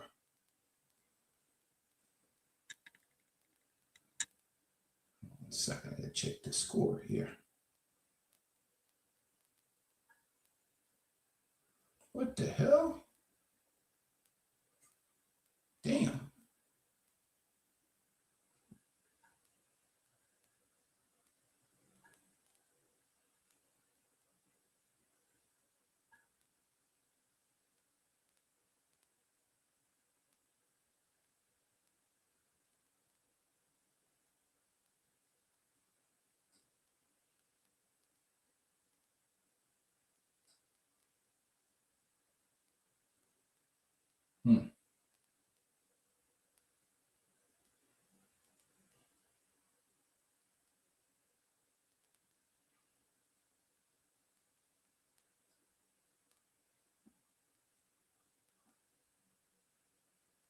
Interesting.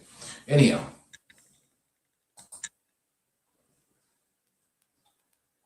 what's funny, thinking about South Florida. Hey, are you back down that way, Top Gun? Or are you still up north?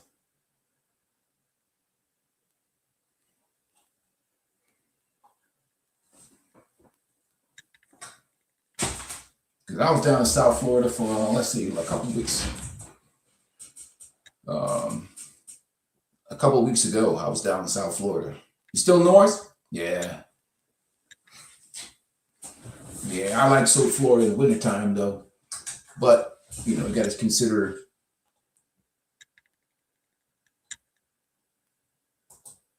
I don't know, like South Florida.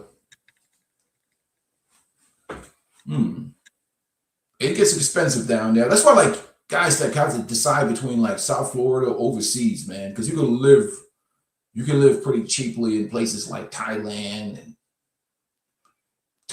places like that now, getting like because of affordability, depending on where you at, and crime rate and stuff, the safety factors, because the Caribbean and other places become expensive, and then you become like limited in certain places for your travels. Like you can't go to certain places because you got to worry about certain safety. Like, and you go into islands like Jamaica and stuff like that, other places, you got to stay in those tourist zones. You can't leave them tourist zones. You cross over the hill or get out of a neighborhood and you have to worry about problems. You know what I mean?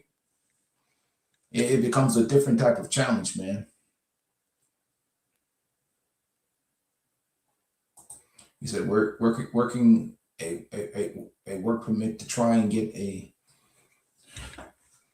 was it California? What? The job overseas is better than Florida. Anything on near the Atlantic or Gulf is expensive. That's very true. That's very true. Yeah, Florida becomes Florida is complicated, man. Like I said, it's definitely high, man. It's really high. It's expensive down there. And you have to worry about the taxes or the property insurance. You like Canada? It's cold, man. It's cold. It's cold in Canada, man. It's cold. We get Matt Walsh and them out of here. Every time I see Matt Walsh, I be like, dudes be setting dudes up for failure. Canada, what about the wintertime, Top Gun? What about the wintertime?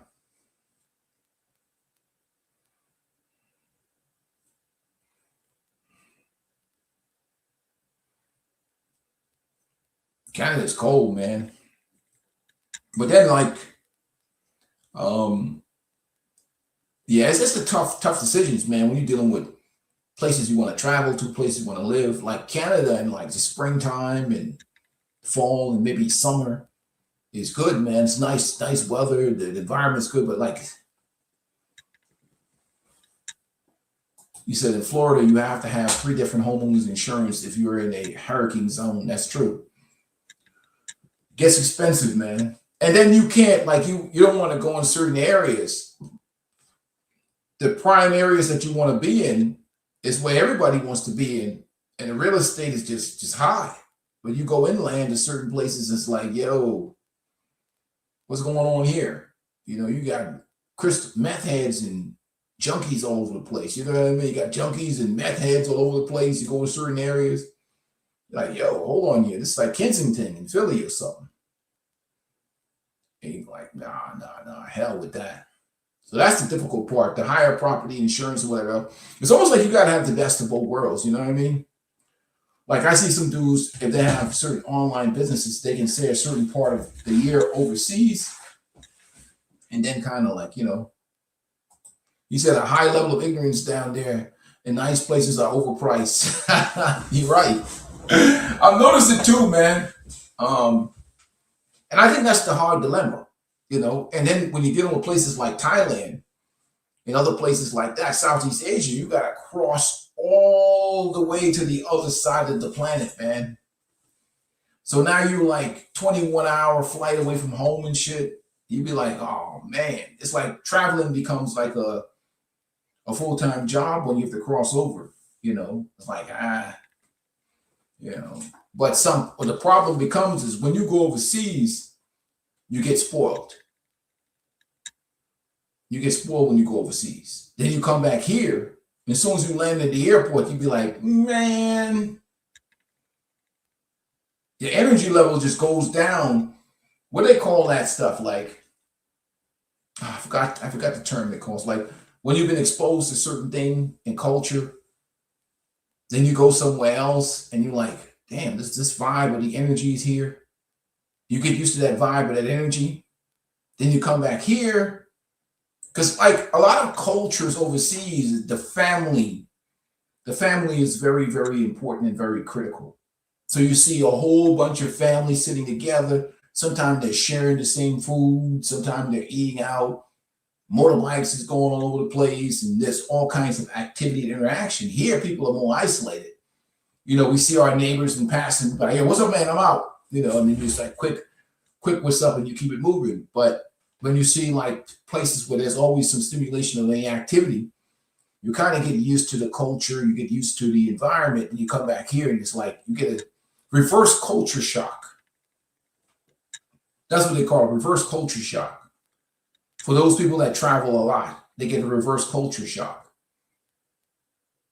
Because you get accustomed to a certain environment or a certain feeling overseas and other places, and you get accustomed to everything, the women, the culture, the high activity, or for some places, the ability to move around, especially Southeast Asia, Thailand especially, they spoil you because for the most part, other than the scammers or anybody else like that, you got to be looking for trouble over there. Like literally nobody bothers you in places like Thailand. Especially when you get out of the tourist zones and you go all the way up north, you know what I mean? You said customer service is the biggest difference I noticed. Yeah, definitely. Customer service is definitely huge, man. And now, you know, it's like that chip that, you know, like most people, let's say a place like Thailand, that's very much xenophobic in a way.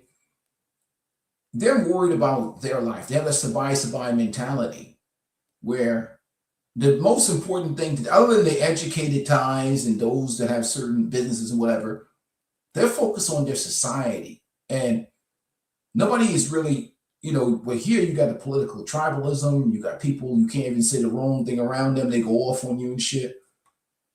So you got the political tribalism here. You got all kinds of toxic things going on.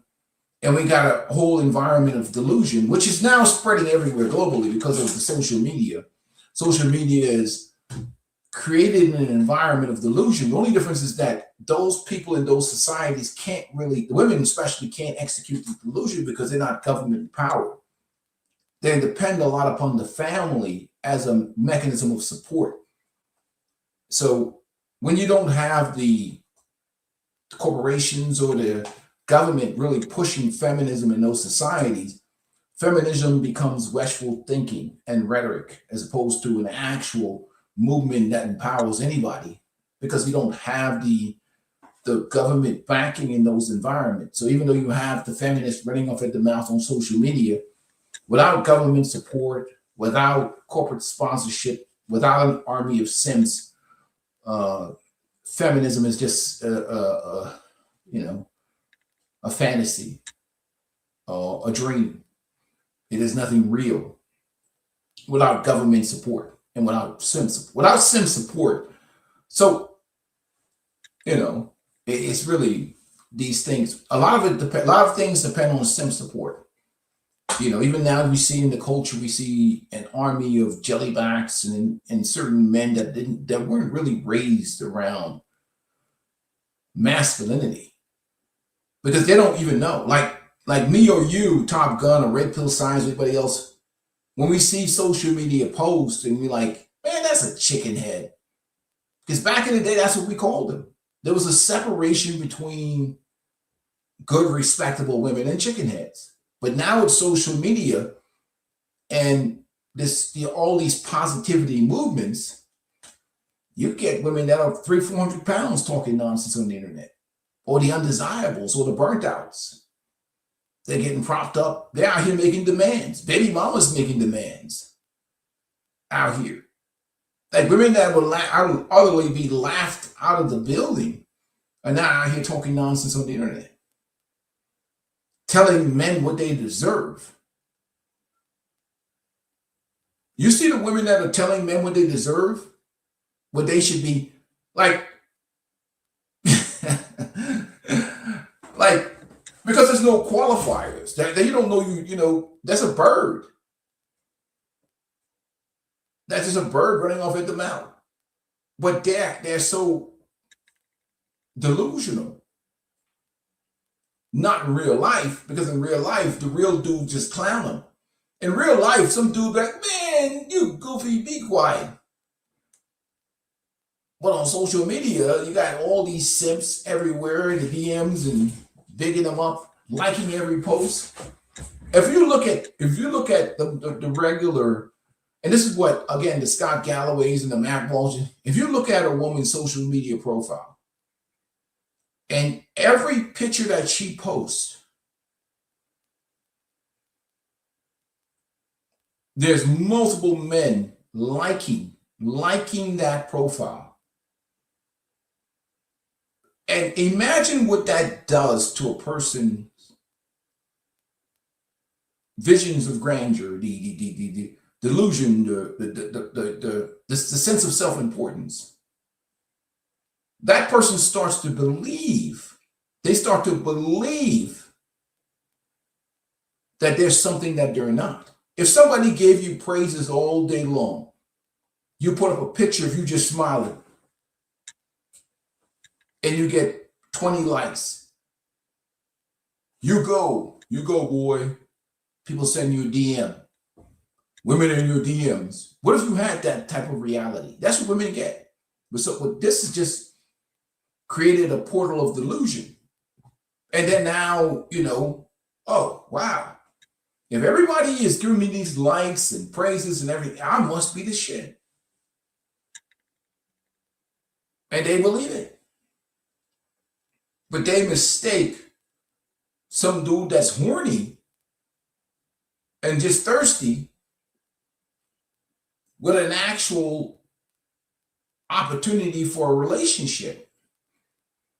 And they believe that stuff, man. And that's the terrible thing about it. He said, that's exactly why everybody has YouTube channels now. Yeah.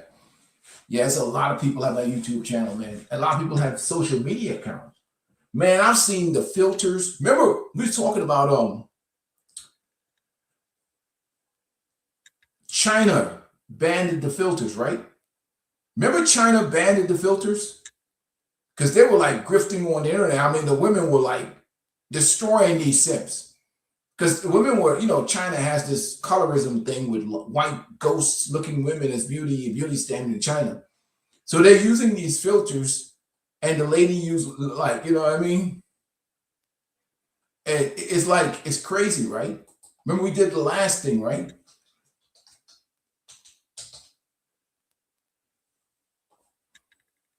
And women start using subscribers.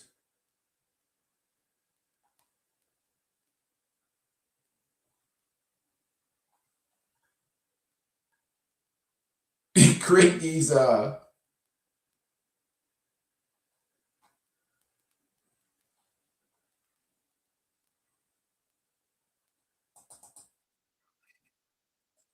remember this shit that happened with China with social media when China banned the filters?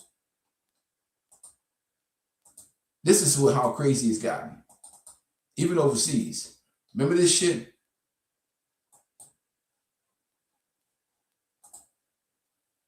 That's what's so crazy about it. They banned these filters, man. Remember?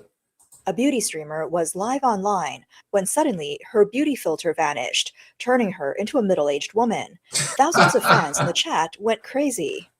How do beauty streamers change their round faces into an oval shape and instantly look like goddesses? Some viewers shared a tutorial before the stream Look at began. that shit. As soon as the lights and beauty filter were turned on, fans were left stunned.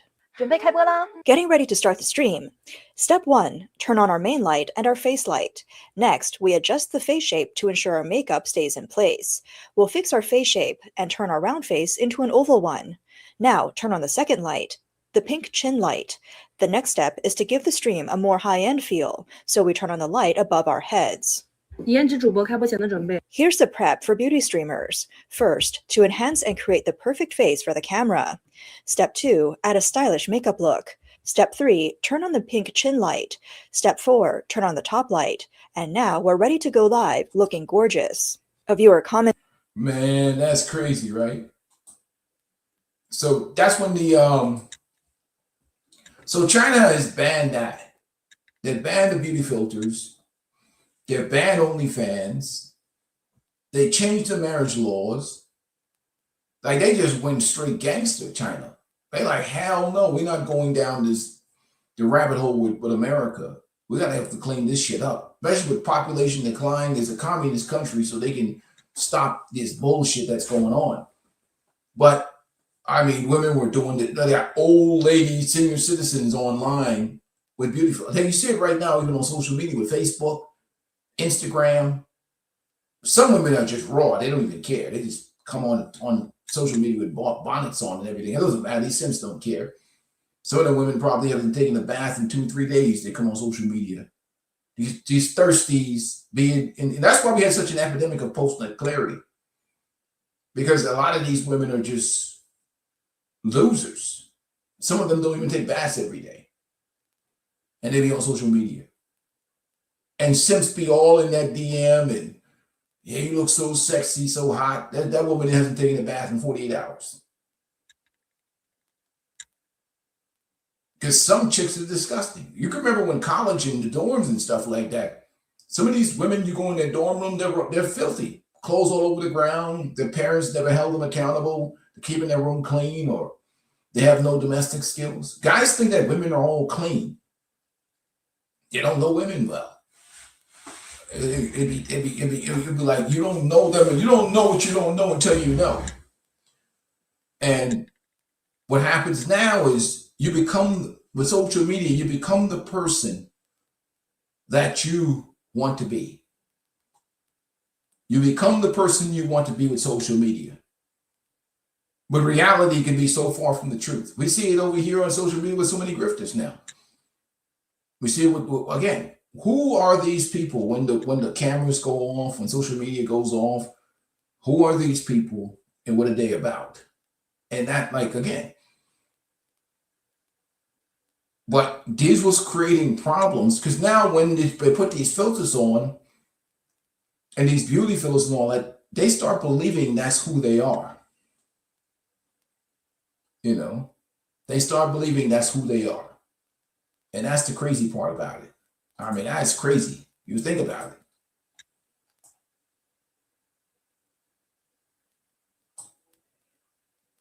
Look at this shit. This deliberate emphasis on appearance and stage effects is exactly what the new regulations aim to regulate. As soon as the regulations were released, it sparked intense discussions and complaints from viewers. The Chinese government's no makeup order is, on the surface, a restraint on the misuse of technology. But it's much more than just an industry issue. It's another attempt by the authorities to intervene in the way people's bodies and appearances are presented. By defining how things can be shown and how beautiful things can be, they are gradually reshaping the public's perception of what is considered normal, real, and acceptable. So, banning excessive beauty filters isn't just an aesthetic correction, but part of a broader control over what is considered real. This is not a real effort to purify the industry. It feels more like the Chinese government's typical moral hypocrisy and selective enforcement. For years, there have been issues in the streaming industry, like vulgar content, emotional manipulation, and the addiction of minors. The authorities have either ignored or tacitly allowed them to continue. The reason is simple. This model stimulates consumption, generates traffic, creates profit for platforms and agencies, and to some extent diverts social tensions, allowing lower-class men to numb themselves with virtual companionship and emotional illusions. One news report tells the story of a 60-year-old man who spent over 60,000 yuan in just 8 days, becoming the top spender for a female streamer. I spent less than 20 yuan for the first time. Then after the stream, she talked to me, saying after the show she'd remove her clothes. Became the top spender, and if I didn't send her more gifts, I'd be letting her down. I'm the only top spender. No one else is. I've already spent 6,000 or 7,000. In Zhoukou, Henan province, a 62-year-old farmer spent his entire life savings to become the top spender. After putting in 500,000 yuan, he took out a loan of 100,000 yuan to keep gifting to the female streamer. My dad spent 50-something thousand yuan in just 3 months, all the money he saved with my mom. She never checked his phone, never saw the phone bills. It took 50 seconds to go through the phone bill, and the balance kept dropping, 1,000, 2,000 yuan at a time. When I found out about the 50,000 yuan, it felt like the sky was falling. He told the streamer he ran out of money and couldn't send gifts anymore. Then he took out a loan for 100,000 yuan. My sisters and I felt so bad for mom. Another lawyer shared a case where his client was scammed by a female streamer. At least 3 or 4 people have come to consult me, all tricked into sending gifts to female streamers. One of them lost over 800,000 yuan. One fan was contacted by a female streamer who said she wanted to date him. After establishing a romantic relationship, the man sent her over 300,000 yuan in gifts over the course of a year. But they had only met 4 times and never even held hands. The woman kept telling him that if he ever loved her, he had to prove it by sending money. He believed her, and over the year, he sent her over 300,000 yuan. Later, he found out that she was dating 4 other men, and he was ranked 4th in line. Each man had to send her 100 to 200,000 yuan. These cases of spending money in streams, leading to broken families and ruined lives, are far from rare. The top spenders in these streams are addicted to the carefully packaged beauty and emotional illusions, exchanging temporary psychological satisfaction for a heavy cost, depleted savings, fractured family relationships, and even long-term psychological scars. Meanwhile, the female streamers, who view making money as their primary goal, have become the default fast money model in the streaming industry. They monetize through emotional suggestions and the illusion of relationships. The distorted ecosystem has lacked genuine regulation for a long time. So obviously we see the profit motive of social media. And again, this is a global epidemic. It's just that, it is what it is, man. These are modern times, these are modern days. And it's just the way that the society has been. And again, most men are rational, reasonable creatures, and you make logical decisions. And that's why when these conservatives come out here talking like this is 1910, I'd be like, what are you talking about? They have no idea what's going on out here in the streets. They have no idea. The Matt Walshes and all of them, And again, there are no solutions. There are only trade-offs. They're only trade-offs, man. There aren't any. Whoever think they have the solution is crazy. Because they're not. So every man has to pick what is the best decision. He said, I think my management may be needed overseas. Hey, I tell you, it will work, man. The way how these women be playing these dudes online, it'd be like, yo, you know, if I'm gonna be like, man, I don't understand internet simping. I don't understand it. It's like a foreign. Internet simping is like some strange alien thing, like OnlyFans or getting in women's DM is like some strange parallel universe to me. And I understand a trick.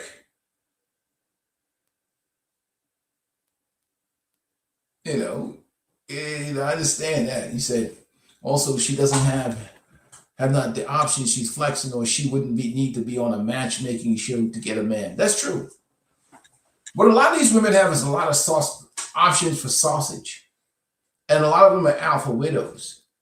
A lot of these women are alpha widows.